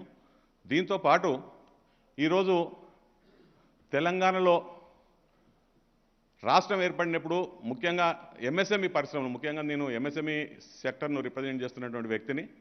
తెలంగాణ ఇండస్ట్రీస్ ఫెడరేషన్ యొక్క పుట్టుకనే తెలంగాణ ఉద్యమంతో స్టార్ట్ అయింది. తర్వాత పరిశ్రమలు, రాష్ట్రంలో పరిశ్రమల యొక్క అభివృద్ధికి తోడ్పడటానికి మేము గవర్నమెంట్తో అసోసియేట్ అయ్యి అనేక కార్యక్రమాలు చేయడం జరుగుతుంది. ముఖ్యంగా ఈరోజు తెలంగాణ 2014 కంటే ముందు మనందరికీ తెలుసు, ఇక్కడ కూర్చున్నటువంటి దాదాపుగా అనేక మంది పారిశ్రామికవేత్తలు కూడా 2014 కంటే ముందు పరిశ్రమలు నడపడానికి వీలుగాక వాళ్ళందరూ కూడా ఇందిరా పార్క్ దగ్గర పెద్ద ఎత్తున నిరసన ర్యాలీసు, ధర్నాలు చేసినటువంటి పరిస్థితి మనందరికీ తెలుసు. ఆ రోజున కరెంటు లేక అనేక పరిశ్రమలు మూతబడినటువంటి పరిస్థితి మనకు తెలుసు. అట్లాగే మరి తెలంగాణ రాష్ట్రం ఏర్పడే ముందు కూడా దీని మీద అనేకమైనటువంటి అపోహలు, అనుమానాలు కూడా ఉండే. రాష్ట్ర బైఫర్కేషన్ సమయంలో కూడా తెలంగాణకు పవర్ సెక్టర్లో కొంత అన్యాయం జరిగిన మాట మనకు తెలుసు. ఇవన్నీ అప్రహెన్షన్స్ మైండ్లో ఉన్నప్పుడు తెలంగాణ రాష్ట్రం ఏర్పడిన తర్వాత పారిశ్రామికవేత్తలందరూ కూడా ఇక్కడ పరిశ్రమలు నడపాలా, వేరే రాష్ట్రాలకు తరలిపోవాలా, లేకపోతే వేరే ప్రాంతాల్లో పరిశ్రమలు స్థాపించుకోవాలా. మరి ఇప్పటికే వారానికి 3 రోజుల విద్యుత్ కోత, 3 రోజులే కాకుండా డైలీ ఉదయం 4 గంటలు, సాయంత్రం 4 గంటలు, దాదాపుగా 60% టైము విద్యుత్ కోతలతోని సతమతమవుతున్నట్టు పరిశ్రమలు ఆ రోజున మనకు ఉండే. మరి తెలంగాణ రాష్ట్రం ఏర్పడ్డ తర్వాత అందరి అపోహలను పటాపంచలు చేసుకుంటూ మన ప్రీతమ నాయకుడు ముఖ్యమంత్రి గారు మొదట అడ్రస్ చేసినటువంటి సమస్య ఈ విద్యుత్ సమస్య. పరిశ్రమలు తరలిపోకుండా ఉండాలంటే, ఈ రాష్ట్రము అభివృద్ధి సాధించాలంటే అన్నిటికంటే ముఖ్యమైనది విద్యుత్ కోతని, విద్యుత్తు సరఫరా చేయడం అనేది వారు గ్రహించి వెంటనే 6 నెలల లోపునే ఈ విద్యుత్ కోతను వారు పక్కకు పెట్టి మరి నిరంతరాయ విద్యుత్తు, క్వాలిటీ విద్యుత్తు ఈ రాష్ట్రంలో ఉన్న అన్ని పరిశ్రమలకు అందజేస్తున్నటువంటి ఘనత తెలంగాణ రాష్ట్ర ప్రభుత్వాన్ని. దీనికి మనమందరం కూడా అభినందనలు తెలవాల్సిన అవసరం ఉన్నది. మరి తెలంగాణ రాష్ట్రం ఏర్పడ్డ తర్వాత ఒక సెక్టర్ అని కాదు, అన్ని సెక్టర్లలో కూడా దూసుకుపోతుంది. ఈరోజు దేశవ్యాప్తంగా ఉన్న ప్రతి రాష్ట్రం కూడా తెలంగాణ వైపు చూస్తున్న విషయం మనకు తెలుసు. అన్ని అభివృద్ధి సూచికలు, డెవలప్మెంట్ ఇండెక్సెస్ అన్ని కూడా తెలంగాణ ముందుకు పోతున్న విషయం మనకు కనబడుతుంది. వీటన్నిటికంటే ముఖ్యంగా ఈరోజు అనేక మంది ప్రముఖ పారిశ్రామికవేత్తలు ఇక్కడ మనం మాట్లాడటం చూసినాం. వారు మాట్లాడినవన్నీ చూస్తే మన రాష్ట్రంకు అవన్నీ టెస్టిమోనియల్స్గా మన కేటీఆర్ గారి యొక్క విజన్కు, కేసీఆర్ గారి యొక్క విజన్కు ఆనవాయితీ కనపడతాయి మనకు అన్నీ కూడా రిఫ్లెక్షన్స్. మరి ఈరోజు వారందరూ పారిశ్రామికవేత్తలు ఇక్కడ పరిశ్రమలు స్థాపించినటువంటి వ్యక్తులు, వేరే రాష్ట్రాల నుంచి ఇతర ప్రాంతాల నుంచి వచ్చి పరిశ్రమలు స్థాపించినటువంటి ఈ పెద్ద పారిశ్రామికవేత్తలందరూ కూడా ఈరోజు మన బ్రాండ్ అంబాసిడర్స్గా అనేక ప్రాంతాల్లో మన కోసం వారు చెబుతున్నట్టు మాటల వల్ల అనేక మంది పరిశ్రమలు ఇక్కడికి రావడానికి ప్రయత్నం చేస్తున్నారు. నిన్నగాక మన దావోస్ పోయారు మన మినిస్టర్ గారు. అదే కాకుండా ఈ రాష్ట్రంలో ఉన్నటువంటి అనేక మంది పారిశ్రామికవేత్తలు ఇప్పటికే మనం ఈరోజు ఎంఓయూస్ చేసుకున్నాం. సో ఈ బ్రాండ్ అంబాసిడర్స్ అందరూ కూడా వారు ఇచ్చినటువంటి టెస్టిమోనియల్స్, వాళ్ళ యొక్క పొగడ్తలు, వాళ్ళ యొక్క ఫీడ్బ్యాక్ మనందరికీ కూడా ఈరోజు ఇక్కడ వినిపించారు. ఇదే కాకుండా మరి యాజ్ ఏ ఎంఎస్ఎంఈ సెక్టర్గా మనందరం ఇక్కడ ఉన్న వాళ్ళందరం కూడా చాలామంది మరి ఒక పెద్ద పరిశ్రమలు స్థాపించటనే మనకు అభివృద్ధి కనపడదు. ఎందుకంటే ఈరోజు ఎంఎస్ఎంఈ రంగము దేశంలో అత్యధిక ఉపాధి కల్పిస్తున్నటువంటి రంగం. తక్కువ పెట్టుబడితో ఎక్కువ మందికి ఉపాధి కల్పించే రంగము చిన్న పరిశ్రమలు. మరి చిన్న పరిశ్రమలు లేకుండా పెద్ద పరిశ్రమలు మనుగడ సాధించలేవు, పెద్ద పరిశ్రమలు లేకుండా చిన్న పరిశ్రమలు ఈ రాష్ట్రంలో మనుగడ సాధించలేవు. ఈ ఇంటర్ డిపెండెన్సీ అని ఉన్నది కాబట్టే ఒకవైపు మన మంత్రి గారు పెద్ద పరిశ్రమలు ఈ రాష్ట్రానికి తీసుకురావడంలో, విదేశీ ఇన్వెస్టర్ను ఈ రాష్ట్రానికి తీసుకురావడంలో, అట్లాగే ఇక్కడ ఉన్నటువంటి మైక్రో అండ్ స్మాల్ పరిశ్రమలను ముందుకు తీసుకెళ్లడానికి అనేక ప్రణాళికలు వారు తీసుకురావడం జరిగింది. అందులో ముఖ్యంగా micro and small industries Balanagar ఏరియాలో కావచ్చు, ఈసీఐలో ఉన్నటువంటి అనేక పరిశ్రమలు కావచ్చు, పటాన్ చెరువులో ఉన్నటువంటి పరిశ్రమలు, వీటన్నిటి కోసం అనేక మైక్రో పారిశ్రామిక వాడలను ఏర్పాటు చేసి అక్కడ ఉన్నటువంటి అనేక మంది మైక్రో యూనిట్స్కు సొంతంగా స్థలాలు ఏర్పాటు చేసి పారిశ్రామిక వాడలు అభివృద్ధి చేయడం అనేది ఈ రాష్ట్రం వచ్చిన తర్వాత మాత్రమే సాధ్యమైంది. అంతకుముందు ఎక్కడ కూడా చిన్న పరిశ్రమలకు, మైక్రో పరిశ్రమలకు ఎక్స్క్లూజివ్ పారిశ్రామిక వాడలు ఎక్కడ స్థాపించబడలే ఈ రాష్ట్రంలో. తెలంగాణ రాష్ట్రం వచ్చిన వెంటనే మరి ఇప్పటికే గీతానగర్, నవజీవన్ నగర్, రాయరావుపేట్, అట్లాగే బాలనగర్, చిట్కుల్, రావెల్కోల్ ఇవన్నీ కూడా మైక్రో ఇండస్ట్రీస్ కోసం ఏర్పాటు చేసినటువంటి పారిశ్రామిక వాళ్ళు కొన్ని వేల మంది చిన్న పారిశ్రామికవేత్తలకు అందులో అకామిడేషన్ ఇవ్వడం జరిగింది. వీటితో పాటే తెలంగాణ పారిశ్రామికవేత్తల సమాఖ్య కూడా తెలంగాణ రాష్ట్రం ఏర్పడిన తర్వాత అంతకుముందు ఎక్స్పాన్షన్ ఇండస్ట్రీస్లో ఎక్స్పాన్షన్ చేసుకోకుండా, డైవర్సిఫికేషన్ కాకుండా విద్యుత్ కోతతో సతమతమవుతున్న టైంలో తెలంగాణ ప్రభుత్వానికి తెలంగాణ రాష్ట్రం వచ్చిన వెంటనే అప్పీల్ పెట్టుకున్నప్పుడు దాదాపుగా 350 ఎకరాల ల్యాండు ఆ రోజున తెలంగాణ పారిశ్రామికవేత్తల తరఫున వాళ్ళ మెంబర్స్ ఎంఎస్ఎంఈ యూనిట్స్కి ఇవ్వడం జరిగింది. ఈరోజు ఆ 350 ఎకరాల పార్కు 2000 ఎకరాల పార్క్గా 2000 acres MSME exclusive industrial park ఈరోజు నియర్ రామోజీ ఫిలిప్ సిటీ ఈ రాష్ట్ర ప్రభుత్వం ఏర్పాటు చేయడానికి ముందుకు వచ్చింది. దాంట్లో దాదాపుగా 2500 కోట్ల రూపాయల పెట్టుబడి, 2500 crores investment, 30,000 direct employment, another 15 to 20,000 indirect employment ఆ పార్క్ ద్వారా ఈ రాష్ట్రంలో ఉన్నటువంటి మునుగోడు కాన్స్టిట్యున్సీలో ఏర్పాటు చేయడానికి అవకాశాలు ఉన్నాయి. మరి ఇంత పెద్ద పార్కు ఇది సౌత్ ఇండియాలోనే ది లార్జెస్ట్ ఎంఎస్ఎంఈ ఇండస్ట్రియల్ పార్క్గా ఆవిర్భవించబోతుంది ఇంకొక 2 సంవత్సరాల లోపల. ఇదే కాకుండా టీఎస్ఐ పాలసీలో ప్రతి పారిశ్రామిక వాడ ఏర్పాటు చేసినప్పుడు గతంలో లాగా కాకుండా పారిశ్రామిక వాడ పక్కనే వారు ఉండటానికి ఒక industrial township, integrated industrial township walk to work కాన్సెప్ట్ను రూపొందించడంలో మన జయేష్ రంజన్ గారు దాని మీద వర్క్ చేశారు. ప్రతి ఇండస్ట్రియల్ పార్కులో కూడా వాక్ టు వర్క్ కాన్సెప్ట్ తీసుకురావాలి, అక్కడ ఉన్నటువంటి కార్మికులు అక్కడే పనిచేయాలి, సిటీలో ఉండి కంజెషన్ పెంచకుండా ఉండటానికి, పొల్యూషన్ తగ్గించడానికి, అట్లనే పారిశ్రామిక వాడలో కూడా పొల్యూషన్ అరికట్టడానికి ఈ వాక్ టు వర్క్ కాన్సెప్ట్ ద్వారా ప్రప్రథమంగా టీఎస్ఐ పాలసీలో ఇది పొందుపరచడం జరిగింది. ఇంటిగ్రేటెడ్ ఇండస్ట్రియల్ టౌన్షిప్ అనే కాన్సెప్ట్ ఈరోజు తెలంగాణ రాష్ట్రం ఏర్పాటు చేస్తున్న ప్రతి పారిశ్రామిక వాడలో కూడా, కొత్తగా ఏర్పాటు చేసే ప్రతి పారిశ్రామిక వాడలో కూడా ఇండస్ట్రియల్ టౌన్షిప్స్ ఏర్పాటు చేయడానికి పాలసీ రూపొందించడం జరిగింది. దానికి అనుగుణంగానే ఈరోజు ఈ కొత్తగా ఏర్పాటు చేసిన ఎంఎస్ఎంఈ పార్కులో 200 ఎకరాలు ఆల్రెడీ ఇండస్ట్రియల్ టౌన్షిప్ కోసం ల్యాండ్ సేకరించడం జరిగింది. అది వచ్చినట్టయితే తప్పకుండా ఇదే మోడల్లో ప్రతి పారిశ్రామిక వాడలో కూడా ఏర్పాటు చేసినట్టయితే తప్పకుండా అది మనందరికీ ఉపయోగపడుతుంది. సో ఇది కాకుండా ఈరోజు మనం చూసినట్టయితే పెద్ద పరిశ్రమలతో పాటు చిన్న పరిశ్రమలను వారితో పాటు తీసుకెళ్లడానికి, వారిని కూడా అభివృద్ధి చెందడానికి, వారి ద్వారా ప్రభుత్వం యొక్క బాధ్యత ఏదైతుందో ఎంఎస్ఎంఈ ద్వారా ఎంప్లాయ్మెంట్ ఆపర్చునిటీస్ క్రియేట్ చేయడానికి ఈరోజు ప్రభుత్వం మీద ఉన్నటువంటి బాధ్యత ఏదైతుందో దాన్ని ఈ ఎంఎస్ఎంఈ రంగం భుజాన వేసుకుంటేందుకోసం మేము తోడ్పడుతున్నాం. దానికి అనుగుణంగా ప్రభుత్వం కూడా మా అందరికీ సహాయ సహకారాలు అందజేస్తుంది. ముఖ్యంగా ఈ వేదిక ద్వారా తెలంగాణ రాష్ట్ర ప్రభుత్వం అనేక విషయాల గురించి అందరూ మాట్లాడాను. నేను చివరగా ఉన్నటువంటి స్పీకర్ను నేను ఓన్లీ ఎంఎస్ఎంఈ సెక్టర్ గురించే మాట్లాడటానికి ప్రయత్నం చేశాను. ఇదే కాకుండా ఇప్పటికే అన్ని రంగాల్లో కూడా ప్రతి రంగంలో కూడా తెలంగాణ అభివృద్ధి సూచీలు మనందరికీ కళ్ళ ముందల ఇప్పటికే మాట్లాడినటువంటి వక్తలందరూ కూడా మన ముందు పెట్టడం జరిగింది. సో ఈ సందర్భంగా మళ్ళీ ఒకసారి కేటీఆర్ గారిని, ఇండస్ట్రీస్ డిపార్ట్మెంట్ యొక్క ముఖ్య అఫీషియల్స్ అందరికీ, అందులో ఈ తెలంగాణ పారిశ్రామిక ప్రగతిలో ఎవరైతే భాగస్వాములు అయినారో జీఎంస్, ఇండస్ట్రీస్ సెక్రటరీ గారు, టీఎస్ఐసి అఫీషియల్స్ మరియు ఇండస్ట్రీకి సంబంధించిన చైర్మన్, ఇండస్ట్రీస్ ఐడిసి చైర్మన్ వీళ్ళందరికీ కూడా తెలంగాణ పారిశ్రామికవేత్తల ద్వారా అభినందనలు తెలియజేసుకుంటూ మళ్ళీ ఒకసారి ఇది ఇలాగే కంటిన్యూ చేయాలని ఎంఎస్ఎంఈ పరిశ్రమలకు ఉన్నటువంటి ఇంతకుముందే చెప్పిండ్రు. ఎంఎస్ఎంఈ పరిశ్రమల యొక్క కానీ ఇది ప్రగతి నివేదిక సభ కాబట్టి మనం వేరే విషయాలు తర్వాత మాట్లాడుకుందామని, తప్పకుండా తర్వాత మాట్లాడతాం. కాకపోతే కేటీఆర్ గారికి, మా మంత్రి గారికి, తెలంగాణలో ఉన్నటువంటి ఎంఎస్ఎంఈ యొక్క ప్రతినిధులందరూ కూడా మిమ్మల్ని అనేక సార్లు కలవాలనే ప్రయత్నం చేస్తున్నారు. వారు అనేక చిన్న చిన్న సమస్యలు, ఎందుకంటే మనకు ఆనవాయితీగా సాంప్రదాయంగా మనకు వచ్చినటువంటి సమస్యలు అనేకం ఇంకా మిగిలిపోయి ఉన్నాయి. వాటిని తెలంగాణ ప్రభుత్వం మాత్రమే సాల్వ్ చేయగలిగే సత్తా ఉంది. అనేక సంవత్సరాల నుంచి పెండింగ్ ఉన్నటువంటి సమస్యలు ఉన్నాయి. వాటిని దృష్టి పెట్టి సాల్వ్ చేసినట్టయితే అనేక మంది పారిశ్రామికవేత్తలకు అది ఉపయోగకరంగా ఉంటుంది, ఇంకా అనేక మందికి ఉపాధి కల్పించే అవకాశం ఉంటుంది.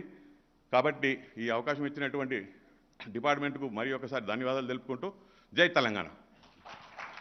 Jai Telangana, and thank you so much, sir, for the wonderful presentation and the insights that you've just shared with us here. And now, ladies and gentlemen, we have arrived at the pinnacle of the ceremony. The moment has finally arrived. Yes, we shall now witness the official launch of the annual report 2021-2022. So, yes, our Honorable Minister is here, Jayesh Ranjan ji is here. We have all our other dignitaries. So, I would request our dignitaries to please step forward to do the honors. Yes, yes, ladies and gentlemen, this is the official launch of the annual report 2021-22.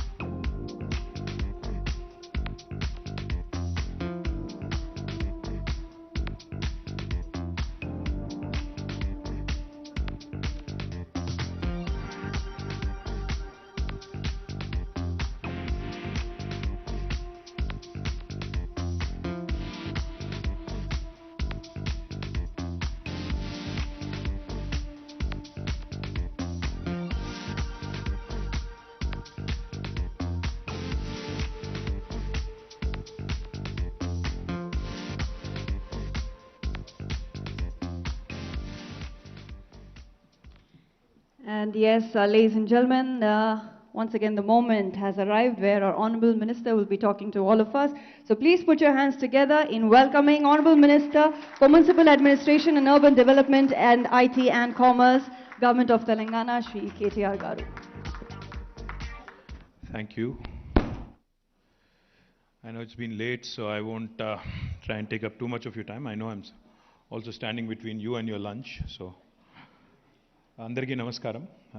వేదిక పైన ఉన్న గౌరవనీయులు పరిశ్రమల శాఖ ముఖ్య కార్యదర్శి జయేష్ రంజన్ గారు, గౌరవనీయులు టీఎస్ఐసి చైర్మన్ బాలమల్లు గారు, గౌరవనీయులు టీఎస్ఐడిసి చైర్మన్ లక్ష్మీనారాయణ గారు, Commissioner of Industries Krishna Bhaskar garu, గౌరవనీయులు TSIAC MD గారు నరసింహారెడ్డి గారు, గౌరవనీయులు ఫికీ అధ్యక్షులు మురళీకృష్ణారెడ్డి గారు, గౌరవనీయులు ఫిటాప్సీ అధ్యక్షులు అనిల్ అగర్వాల్ గారు, గౌరవనీయులు డిక్కీ జాతీయ అధ్యక్షులు నర్రా రవికుమార్ గారు, గౌరవనీయులు తెలంగాణ ఇండస్ట్రియలిస్ట్ ఫెడరేషన్ అధ్యక్షులు సుధీర్ రెడ్డి గారు, గౌరవనీయులు పెద్దలు శేఖర్ రెడ్డి గారు, వేదిక ముందుండి ఈరోజు ఈ కార్యక్రమంలో పాల్పంచుకుంటున్న చాలామంది పెద్దలందరికీ పేరు పేరున, I think many of you have spoken, so I'll not go into the names, but to all the representatives, to all my officers, and to all the representatives of various industry bodies, I firstly thank you for joining us today, and I thank the friends from media as well for being patient and for bearing with us. Firstly, I should tell you one thing. Nobody's really asked us to come out with an annual performance report. It is a metric that we have kept for ourselves. We said, we have to measure ourselves every year in terms of performance, in terms of how we have accomplished what we have set out to accomplish. So therefore, I would like to compliment, whatever kind words have been said. Many, many kind words have been said, attributing a great deal of, success to me and Jayesh. But I think, as a matter of fact, one individual or two individuals cannot bring about this sort of an effect. I think it is my entire team, Industry and Commerce Department's team, who really deserve a big round of applause. Starting with Principal Secretary all the way down to every single individual who is part of my Industry and Commerce Department. Firstly, I'd like to express my heartfelt gratitude to them, because I think no individual is a repository of wisdom, no institution is a repository of wisdom. Every day is a constant learning for all of us. So whatever we have been able to accomplish, in the last 8 years is thanks largely to the multi-stakeholder approach that we have taken. All the industry bodies have cooperated with us. We have been given many, many kind opportunities to represent ourselves on various world forums, which again we are thankful to, those industry bodies as well. And of course, without the support of the small, the micro, the medium, and the mega investors, no state will continue to progress. So I thank the entire industry community, the stakeholders who are the most important stakeholders. Now, I also felt at one point when everybody was praising, I was a bit worried as well. Typically they do that only when you're retiring. So I was a bit worried. कि क्या लोग मुझे भेज रहे हैं क्या कहीं कि why am I getting so much? So thank you Shekhar Anna for that. Thank you Shekhar Reddy garu for that nice speech you gave. But I am very confident that good work will be rewarded, good work will be recognized. So I'm a very confident, person in public life, that people will recognize good work. So I am not going to retire anytime soon. You can be rest assured. I'm going to be around for a while. Now, just a quick thing, no matter what I say in terms of numbers, I think the fact is, there was a time in 2014 when the state was newly formed. There were lots of doubts. Like Mr. Murali Krishna Reddy said, a lot of people were worried as to what would happen to the industrial IT ecosystem in the state of Telangana. I think after 8 years, we can successfully and very proudly and happily say one thing. There was a time when we had to make a lot of effort to introduce the new state of Telangana to the world. But now, 8 years later, wherever I go, wherever my team goes, wherever my directors from the industries department go, wherever my officers go, we are always, without even us having to be there to remind anybody, we are now mentioned in the same breath as some of the most progressive, some of the most well-settled, industrialized states which have been there for a very, very long time. Typically in India, wherever you go, people talk about Tamil Nadu, people talk about Karnataka, Maharashtra, Gujarat. Now, not a day goes by, not a meeting goes by without the mention of Telangana in the same breath. Now, that is a testament. That is a telling comment and a testament to the kind of presence we've been able to create, to the kind of visibility we've been able to bring to Telangana. Now, this, of course, did not happen in a single day or in a single month or even a single year. led by our Honorable Chief Minister, Shri KTR Garu, right from the top. I think that will has percolated all the way down to various departments, down to various officers, and the entire administrative machinery. And that's why you are seeing results today. So it's not one individual or a few ministers or a few bureaucrats. I think the 3.5+ lakh government employees that work in the government of Telangana, all of them are definitely deserving of due credit for the number of stellar achievements that Telangana has had in the last 8 years. Now, one thing I will tell you, which I believe, is the real mantra of Telangana. What happened and how things have, evolved in Telangana is because of the 3I mantra. The first I is innovation. The second I is infrastructure. The third I is inclusive growth. On innovation piece, a lot of people assume, a lot of people suppose that innovation is only confined to some aspects of business or some aspects of technology, to be more precise. A lot of people think innovation is all about technology innovation. No. Innovation is actually about disrupting the way you think, disrupting the way you work, disrupting the way you process your thoughts. What do I mean? Innovation can be practiced by anybody. Innovation can be practiced by government. Innovation can be practiced by institutions. Innovation can, of course, be practiced by individuals as well. That is exactly what Telangana has done. We have disrupted our policy. When this government came in 2014, our Honorable Chief Minister, in a similar room like this, held a marathon 7-hour session with various industry bodies. The CII, the FICCI, the FITAPSI, the DICCI, and many others, HICIA, NASSCOM, many others. He sat with them for over 7 hours. He discussed threadbare with his entire team of officers. I think this was in 2014, June or July, right after the state was formed. He sat for 7 hours. He sat and he didn't speak much. He actually heard more. He actually was getting the feedback from the industry. He kept asking them, probing them, what is it that you need? What is it that you need to make it work, to make Telangana a safe haven, an investment magnet, etc., etc.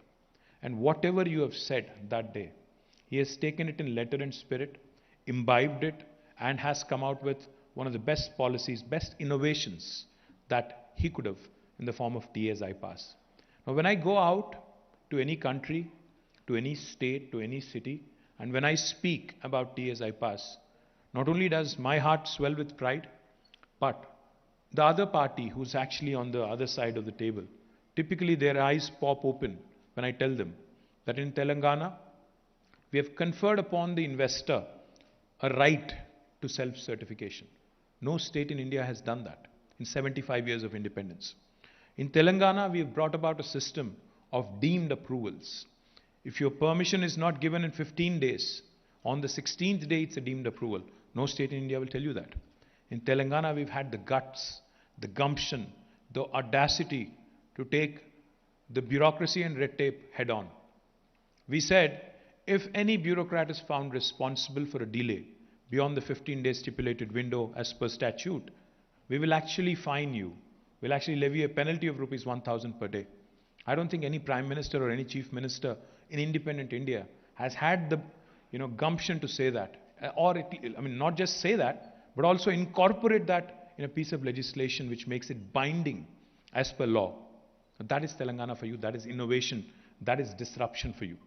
Not only have we innovated on the industrial policy, you look at our municipal policy, you look at our irrigation policy, you look at our rural development policy, you look at our textile policy, you look at our mining policy, every sphere of life which is relevant and pertinent to a common man. We have actually innovated, we have come out with some truly pioneering work. Talking about TS iPass, which is, of course, off context here. When I met with KPMG chairman back in 2016-17, I think it was, in New York, and when I was telling him the salient features of TS iPass, and when I said, no state in India will offer you this, deemed approval, self-certification, penalties, etc., etc. He smiled and he said, no state in the United States also will offer you this. You might want to say that very loud and very clearly. That is Telangana for you. We have set new benchmarks. We have raised the bar high in policy making, not only for the rest of the country, but for many other countries across the world as well. And I always say this. A lot of people think when we come out with a new policy in itself is not enough. Because people can come out with nice slogans. It's easy. Slogans are easy to come out with. They roll off a tongue very easy. But you have to back them up with good policies. And you have to, more importantly, back them up with good enforcement. As a result of TS I-PASS today, because a lot of people think when it comes to investing in India, people always, every government, every chief minister, every prime minister promises a single window. But joke ये है कि वो single window के पीछे हमेशा multiple window छुपे रहते हैं. That is a joke. कहीं भी जाओ आप, लोग बोलेंगे हाँ भाई ठीक है आप single window बोलते हो, but पीछे बहुत सारे और लोग छुपे रहते हैं और वो लोग आपको काम नहीं करने देते हैं. But तेलंगाना में जब हमने ये TS I-PASS लागू किया, we have trained our people all the way from top to bottom. Today the reason why I'm thanking my department and my employees is because they've truly accepted the change. Human beings typically are resistant to change. We don't change. We don't handle transition very easy. But my department and also 32 other departments and government officials who are used to doing business in a certain way have understood the intent of the Honorable Chief Minister and have actually worked with us over the last 7.5, 8 years, which I think has really brought in a lot of results. So TS I-PASS, today I'm happy to share with you all, of course, give you the exact numbers. More than 2.32 lakh crores of investment through TS I-PASS in the last 7.5 years. More than 19,000 clearances been given. More than 1.6 million direct jobs that have been created. This is truly a testament to a government that works. In fact, Mr. Murali Krishna Reddy was saying, the acronym or the coinage, startup state. Sir, startup state is not only because we are open to change, we are willing to experiment, we are willing to innovate and disrupt. It's also because we are very agile. You've given us a suggestion today on streetpreneurs. You said street entrepreneurs. I love the word streetpreneurs because, ecopreneurs, streetpreneurs, agripreneurs. I think we'll take it up in the right earnest. We'll certainly, nanopreneurs. No, we certainly will take it in the right spirit. And I assure you, myself and Jayesh Ranjan, we will form a body of, industry representatives. And we will ensure that the man on the street, the women on the street, like you put it, the micro, the smallest of the entrepreneurs, we will work with you in ensuring that their lives are made better. I think there's no bigger satisfaction to any government than this. So Jayesh, I request you to form that industry body, get a little bit more from Mr. Reddy on what he had in mind. And we'll certainly do it, sir. I think that's the collaborative approach that we've taken. Now, on innovation, like I said, it's been one of our fundamental things. We've innovated and we've done our best we have put our best foot forward in terms of ensuring that policy innovation happens continuously and we continue to learn. Recently, I was with Mr. Ravi Kumar Narra on 14th of April and he had proposed something. He's the president of the Dalit Industrial Chamber of Commerce. So he had proposed something. He said to encourage more entrepreneurs from Dalit community and tribal community, we have to make a few more changes to T-Pride. We have not only readily accepted, we have also issued the relevant government orders immediately. That's how government of Telangana works. That's how we actually learn. We believe learning is continuous. We know that our shelf life is limited. Therefore, learnings are continuous. We learn from you. We understand from you. And especially, with COVID and everything else that has happened, we understand the travails and the problems that industry is also going through. So we will continue to work with you. Now, the second piece of the III mantra is infrastructure. Now, infrastructure is extremely important if we really have to make India, get into that first world orbit. I've said this in the past. For those of you who've heard me, forgive me, but I'll say it again. I think India, if it really has to achieve the greatness that it always believed it deserves, I think we have to step up. We really have to compete on a world scale. If we really want to be in the first world of nations, we're still a third world country. Our per capita income is only $1,800. We're still a third world country. Now, if India really wants to step up and dream big and achieve big, more importantly, I think fundamental changes in infrastructure are important. If a Telangana, which is the youngest state in India in 75 years after 75 years of independence, can achieve or can create the world's largest pharma cluster, Hyderabad Pharma City. If Telangana, the youngest state of India, can conceptualize and create India's largest textile park, India's largest medical devices park, why can't other states do it? Why can't Government of India do it? Why can't Government of India think on scale? Now, why do I want Government of India to think on scale? Unless you create infrastructure on scale, you cannot achieve economies of scale. And unless you achieve economies of scale, our entrepreneurs, our industrialists cannot compete with the large manufacturing countries like United States, like China, like Indonesia, like many other countries which have done exceedingly well in manufacturing. Now, if India really wants to create a workforce in rural areas, in semi-urban areas, in suburban areas, this is the key, this has to be the key. Incentivize performing states. Please remember, stronger the states, stronger the country. In a federal republic, Prime Minister keeps talking about Team India. Prime Minister also refers to cooperative federalism.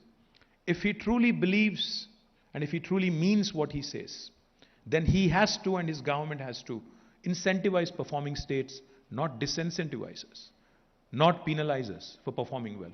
My humble submission and my humble request to the Honorable Prime Minister, to Government of India, to all the powers to be in New Delhi, please remember that the stronger the states perform, the better the states perform, the better it is for the country in terms of our overall growth story. So please support and encourage states irrespective of their political affiliations. हाँ, हम लोग criticize करेंगे. Democracy है. भारत दुनिया का सबसे बड़ा जनतंत्र है. हाँ, जब आप अच्छे काम करेंगे तो तारीफ करेंगे, सपोर्ट करेंगे. जब आप ठीक नहीं काम करते हो तो क्रिटिसाइज करेंगे. मैंने अभी कहा इनसे, मुरली कृष्णा रेड्डी जी से, जब वो कह रहे थे यहाँ पे I'll save criticism for another day, I said no, please tell us what is the scope for improvement. I think that has to be the philosophy, that has to be the approach. If India really has to grow, I think Government of India has to shed its inhibitions. Economics has to take center stage, politics has to take a back seat. Economics has to take the front seat and center stage. अगर ये नहीं होता, चाहे हम लोग कितना भाषणबाजी कर लें, कुछ नहीं होने वाला है. अगर हम लोग पॉलिटिक्स को बस इलेक्शन के टाइम तक सीमित अगर नहीं रखते हैं, पॉलिटिक्स को अगर हम लोग बस इलेक्शन के टाइम जो 2, 3, 4 महीना जब भी चलेगा वो उसी हद तक अगर नहीं रखते हैं, अगर डे इन डे आउट अगर इलेक्शन मोड में ही हम रहेंगे, डे इन डे आउट 24 घंटा अगर हम पॉलिटिक्स को ही आगे रख के चलेंगे, तो भारत का जो सपना है, जो एक सपना है कि फर्स्ट वर्ल्ड कंट्री बनना है, वो मुश्किल हो जाएगा. तो इसलिए मैं कहता हूं गवर्नमेंट ऑफ इंडिया से support good performing progressive states irrespective of their political affiliations. Now, what do I mean infrastructure? What I mean is, when Telangana has asked for industrial corridors, I am not permanent. Nobody is permanent. None of us is permanent. When I ask for something for my state as the industry minister, or when my chief minister represents to the government or prime minister, we are asking for something in perpetuity for the well-being of my people, for the future generations of my state. We have asked for 6 industrial corridors in the state of Telangana, from Hyderabad to Bangalore, from Hyderabad to Nagpur, from Hyderabad to Warangal, from Hyderabad to Mancherial, and I think Hyderabad to Vijayawada is one, and there is one more. Now, unfortunately, we have not really received any support on that.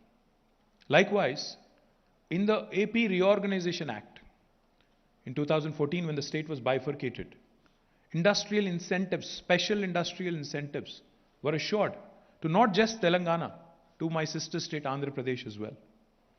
8 years, not a single incentive has been given. Now, if I ask for what is actually statutorily obligated to me, obligatory to the state, you cannot accuse me of being anti-national or, anti-union government. No, I'm asking for what is right.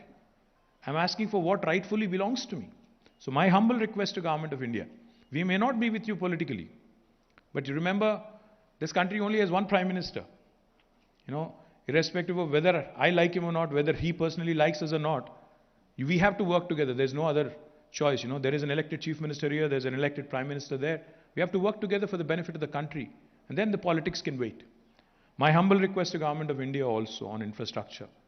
When Telangana has come out with a International Center for Arbitration and Mediation in Hyderabad, the least you could have done is encouraged us. The least you could have done is given us a pat on the back and said, अच्छा काम कर रहे हो, कुछ मदद चाहिए तो हम भी करेंगे, कुछ कंपनी आपके तरफ भी भेजेंगे ताकि वहाँ आर्बिट्रेशन आसानी से हो, क्योंकि ईज ऑफ डूइंग बिजनेस में एंट्री इनटू अ स्टेट ही नहीं, एंट्री इनटू अ कंट्री ही नहीं, एग्जिट भी उतनी आसान होना चाहिए. अगर कोई डिस्प्यूट आ जाता है, कोई डिस्प्यूट अगर आ जाती है तो उसका रिड्रेसल भी जल्दी से होना चाहिए. That dispute redressal mechanism also has to be robust. That's why we have created Hyderabad International Center for Arbitration and Mediation. But without giving us a pat, without even giving us a pat, without even sanctioning us any budget, you go ahead and create a competing institution in Gujarat and sanction funds for it. मैं चाहता हूं कि गुजरात भी आगे बढ़े, मैं चाहता हूं कि महाराष्ट्र भी आगे बढ़े, मैं चाहता हूं कि छत्तीसगढ़ भी आगे बढ़े, पर तेलंगाना भी आगे बढ़े. क्योंकि भारत के निर्माण में, हिंदुस्तान के निर्माण में, I think it's important for us to realize that all states have to do well, not select few.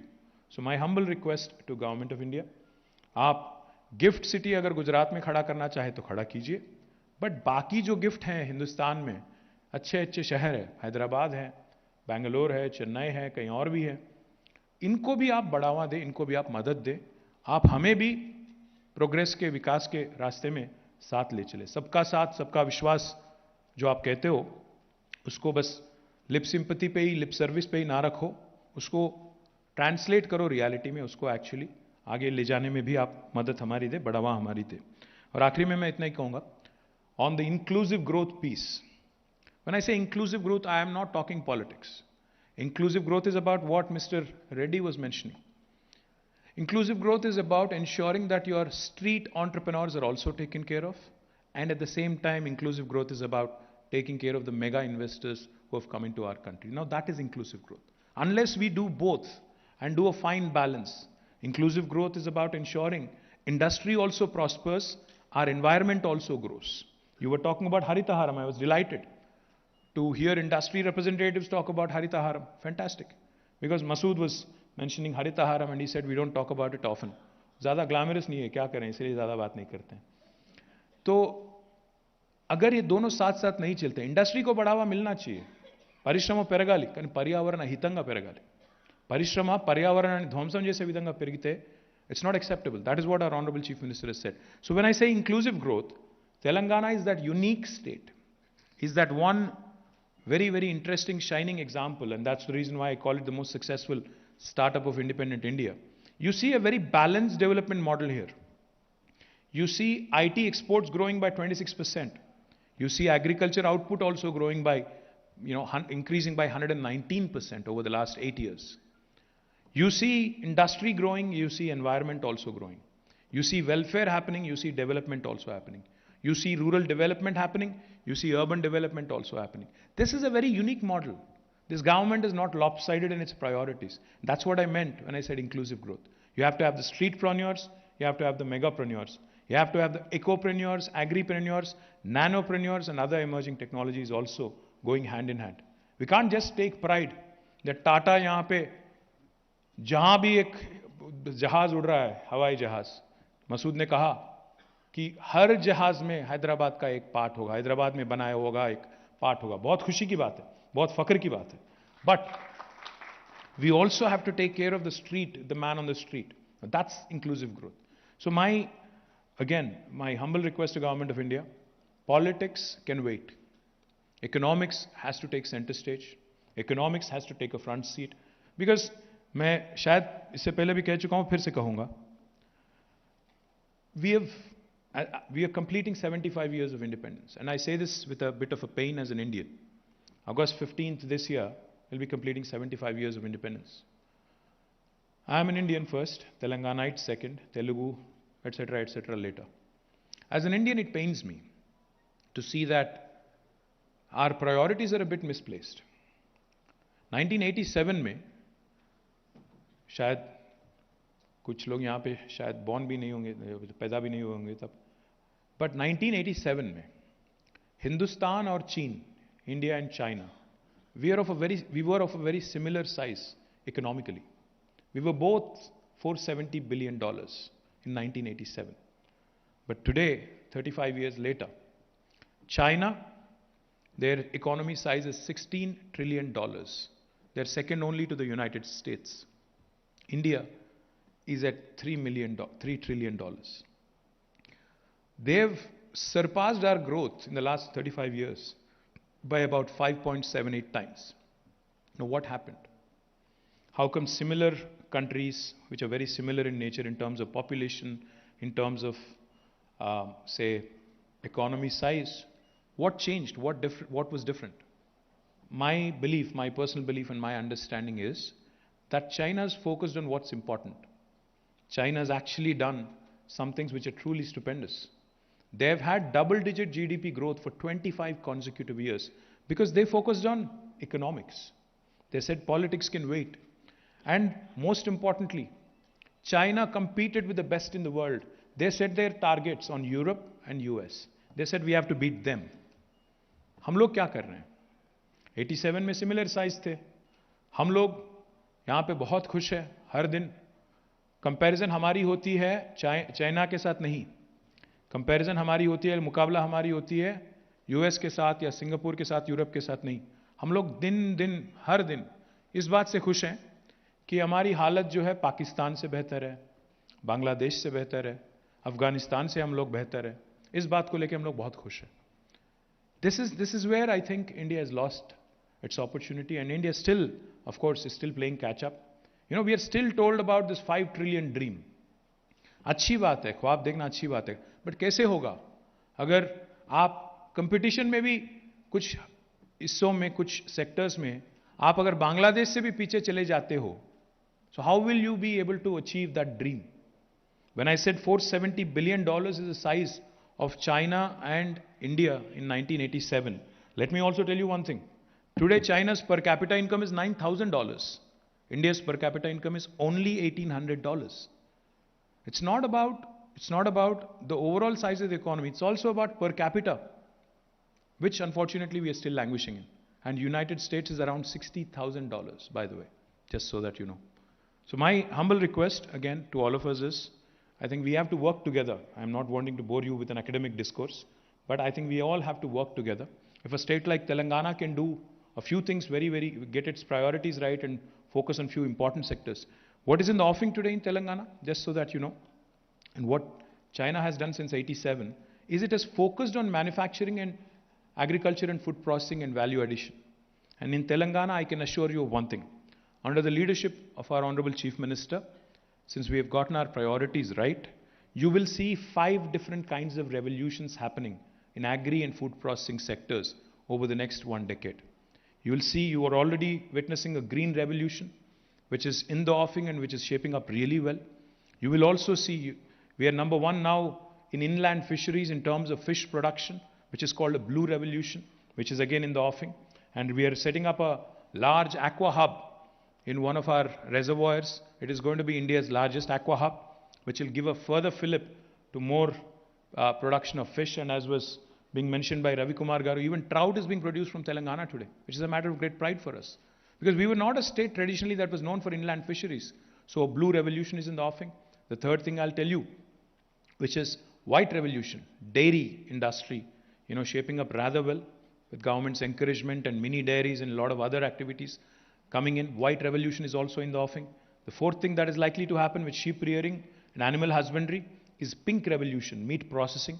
And the fifth revolution that is likely to come up with government's focus on edible oil is yellow revolution. Oil palm is the yellow revolution. So these 5 revolutions, yellow, pink, blue, green and white, is what will propel Telangana into the next phase of growth. It is not just life sciences, it is not just IT, it is not just aerospace or textiles. These are the sectors that are going to give a huge shot in the arm for the rural sectors, rural areas. And I am a very firm believer that next phase of growth, next spurt of growth will also come from these areas. Now just quickly telling you some of the summaries, some of the points that I wanted to mention with respect to numbers. I have lots of them right in front of me. Our per capita back in 2014, when the state was formed, was 1,24,000 rupees. Today, Telangana's per capita has risen by 128% to 2,78,000 rupees in a space of about 8 years. Our gross state domestic product, GSDP, was 5 lakh crores, 5,06,000 crores back in 2014.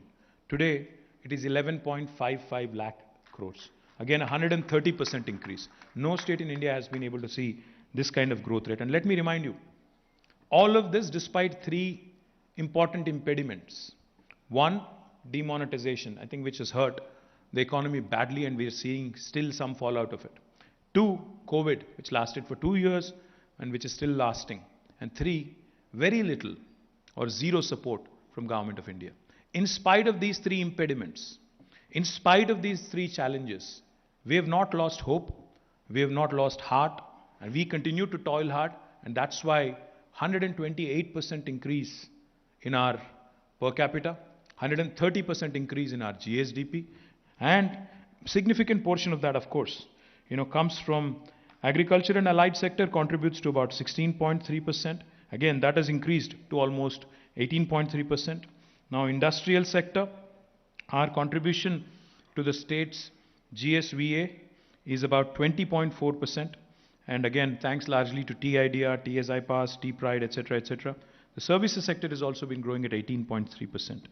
Now, most important and impressive, figure for me from a personal perspective is Telangana is the 11th largest state geographically in India among all the 28 states. We are the 12th largest state in India in terms of our population, but we are the 4th largest contributor to India's economy among all the 28 states. Now that is the power of Telangana. We are only 2.5% in terms of our population in the country, but our contribution to the GDP of the nation is 5%. Just to put things in perspective, हमारी जो population है 4 करोड़ है, contribution 5% है. उत्तर प्रदेश की population है 24 करोड़, उनकी contribution 15% है. Just to put things in perspective, just to let you know how well Telangana has done over the last years.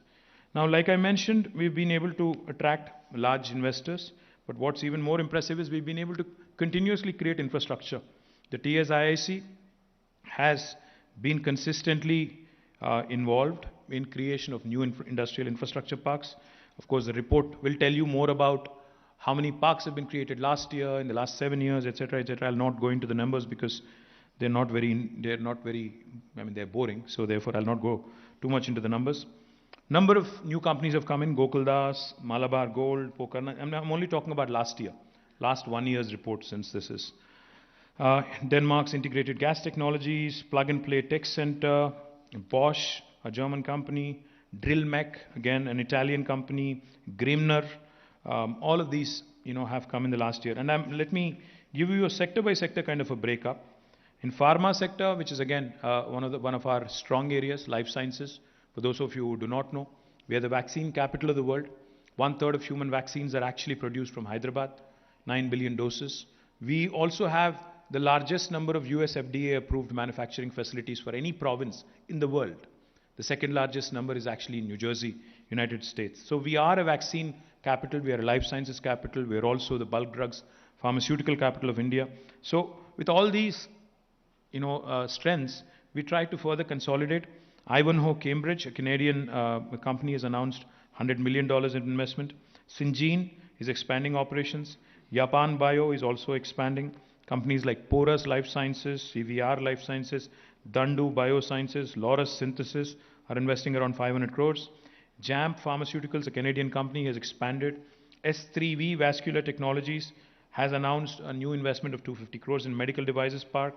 In food processing, you just saw some very important announcements being made. Amul is setting up a state-of-the-art plant, which also will be the largest in South India. Mars Pet Care is investing 500 crores, again in expansion. They manufacture largely, the pet care, pedigree and other stuff. Fishin, a large American company, an aquaculture major. They export a lot of tilapia, and they also export a lot of frozen foods to the United States. Is investing about 1,000 crores, and they are going to be an anchor client of the Aqua Hub that we are proposing at Mid-Maner, the Rajarajeshwara Sagara Reservoir in Rajana Sirsila. Hindustan Coca-Cola Beverages is setting up a state-of-the-art new 1,000 crore bottling plant in Telangana. In aerospace and defense, VEM Technologies has announced a mega project with an investment of 1,000 crores at Zahirabad. We also have had the Rolls-Royce Group's Spanish aerospace subsidiary, ITP Aero, expand or inaugurate their new facility last year. In EVs and automotive investments, Triton, the US-based electric vehicle company, which is investing about 2,100 crores in setting up a new factory in NIMS Zahirabad. Life Auto, which is a German company, is going to invest about 1,500 crores. One Moto has earmarked about 250 crores to set up its first production plant. Grafton Motors, a Hyderabad-based plant, will also invest about 150 crores. The Madras Rubber Factory, MRF Tires, will invest another 1,000 crores in expansion of their existing facility. Also create a new specialty assembly line at Sangareddy. Bility Electric, a US company, will set up world's largest three-wheeler factory in Telangana. I can go on, there's plenty of others. And textiles, Wellspun, Mukesh was speaking, thank you. They're expanding and their new plant with advanced materials is also ready for the inauguration. They've already invested more than 1,100 crores in Telangana since 2019. Thank you very much. Kundana Techno-Tex, another part of the Pashupati Group, has commissioned its PET recycling unit in Chandanvelli in Shabad. They're also growing. Kitex Garments, initially they planned about 2,400 crores of investment. Looks like it's going to grow up. In Warangal, in Chandanvelli, and looks like they're also exploring a third location. Again, I can go on, there's plenty of others. In jute mills are also coming up in Telangana. In pharma and life sciences, more than 215 investment proposals in 2021-22, worth more than 6,400 crores. And it keeps growing because of our strengths, because of our team's tenacious efforts. I thank Shakti and the entire team, Akhil, Shakti, Mihir, and the entire team, for their Gopal, Sujay, and the entire team, all the directors who've been doing extremely well.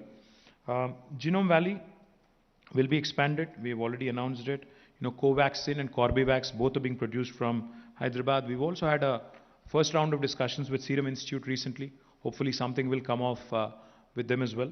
Medical Devices Park, over 50 companies in Sultanpur are setting up their manufacturing plant. We recently inaugurated Asia's largest stent manufacturing facility in Medical Devices Park, run by SMT, a Gujarat-based Indian company, Indian MNC. We're also establishing a biopharma hub, a B hub in Genome Valley. The work is under progress, and hopefully it will be complete in the next 12 months. In food processing, like I said, special food processing zones are in the offing, with each of them a minimum size of 500 acres. Micro food processing enterprises are also being promoted. More than 6,311 SHG members have received rupees 40,000 as seed capital to establish micro enterprises. More than 4,575 existing enterprises have also been shortlisted for upgradation. In automotive and EV, a lot of investments coming in electric vehicles, more than 5,000 crores, generating about 8,000 employment. Aerospace and defense, thank you, Masood, to Tata's, and the entire aerospace ecosystem. It continues to, shape up really well. Delivery of the 100th Apache fuselage by Tata Boeing was a matter of great pride for us. Delivery of the 150th empennage of C-130, the Super Hercules helicopter by Tata Lockheed Martin, was also a great matter of pride. Delivery of the first F-16 fighter jet wings from Tata Lockheed Martin was also very, very momentous. And delivery of the first mid-section fuselage of LCA Tejas aircraft by WEM Technologies was also very important milestone which was achieved last year. In handlooms and textiles, the Netannaku Cheyuta program, which benefits the weavers in terms of a thrift scheme. So far, 96.43 crores have been distributed to more than 20,000 plus weavers. Cheneta Mitra, a subsidy program which gives basically subsidy on yarn and chemicals. We have released more than 21.67 crores directly into the bank accounts of 20,000 weavers. Department of Handlooms and Textiles, of course, has launched a new policy, and incentives worth 167.9 crores have already been dispersed. Logistics, again, is a very important sector. Toys is a very important sector. I can go on. But Rich, headed by Ajit Rangnekar and his team, has also been doing extremely well. And another very important initiative that I'm proud of, because Mr. Reddy mentioned the small entrepreneurs. No state in the country has a program called the Telangana Industrial Health Clinic. What we do here, sir, is we work with the small and micro enterprises who are in incipient sixth stage, and without financial intervention, we've been able to negotiate with banks, get them funded, and so far the value of funding, so that they actually don't end up as sick industries. But I request both FICCI, CII, FITAPSI, all of you to work with us, because I think it's important, like you said, the big boys might not need our help, but I think the smaller, the medium, the micro entrepreneurs, of course, need all the help from various industry bodies, from various government agencies and banks. So I request your unstinted cooperation there as well. Mr. Ranjit, was very complimentary, and he said, India's largest chili extraction plant is in Telangana. Delighted that, you are expanding. Food processing continues to remain a very, very important sector.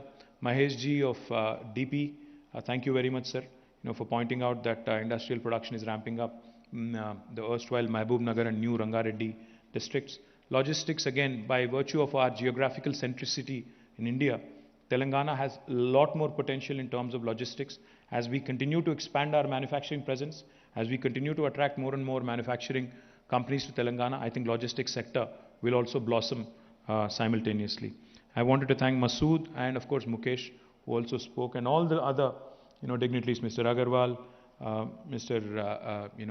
Reddy, Mr. Shekhar Reddy again, and to both of my chairmen, Mr. Lakshmi Narayan and also Balamalu Garu, for their unstinted support. But most of all, Jayesh Ranjan, E.V. Narsimha Reddy, Krishna Bhaskar, and the entire team of Industries Department. Thank you for all the hard work, for the brilliant work that you guys have put in. I think you guys deserve all the credit. Thank you very much. Jai Telangana. Jai Telangana, and thank you so much, our Honorable Minister, for always motivating and inspiring all of us here to excel in our respective areas of work. And yes, ladies and gentlemen, like I had mentioned, yes, it's a matter of great pride that the MSEFCs, they have, for Rangareddy and Mechal districts, they were awarded, they ranked #1 out of 126 similar MSEFCs. So I request the GMDICs from Rangareddy district to please step forward first. Our Honorable Minister will be felicitating you. Rangareddy district and team. The GMDICs from Rangareddy district.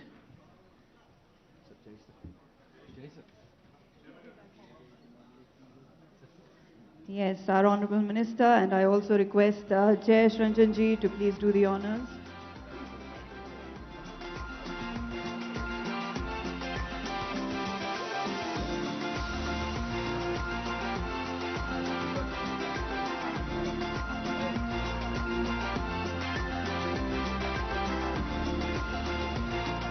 I request Mechal district and team to please step forward. Yes, all the GMDICs from Mechal district.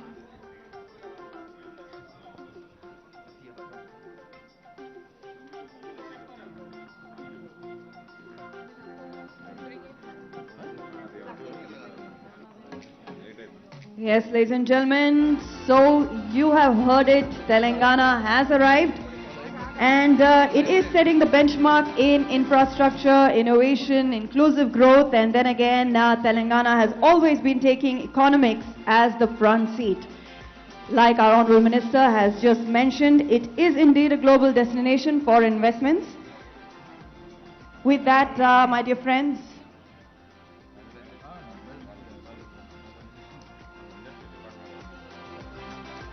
yes, please step forward. We have felicitation to our Honorable Minister. Yeah. Alip Ramadevi. Kovi Jyotsna.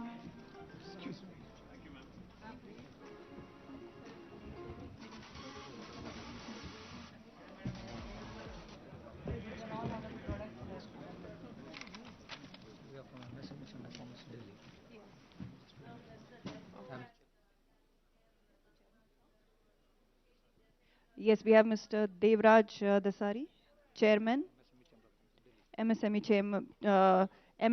from Delhi. Yes, I would now first give it away to Mr. D. Krishna Bhaskar, IAS, Director of Industries, to propose the vote of thanks.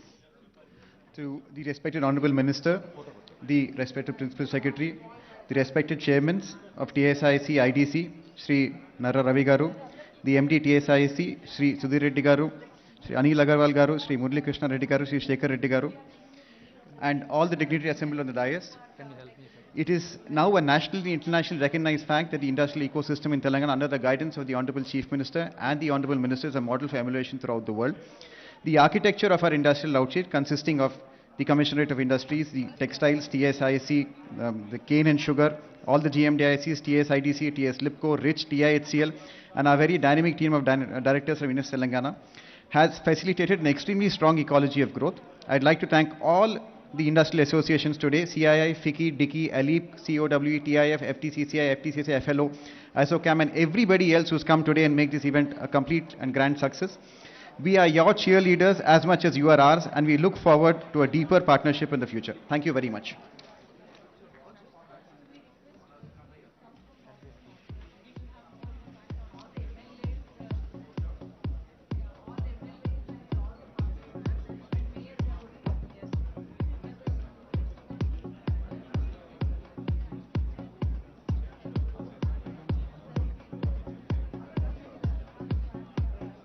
Yes, ladies and gentlemen who are standing here, you may please proceed for lunch. We have few dignitaries who would like to meet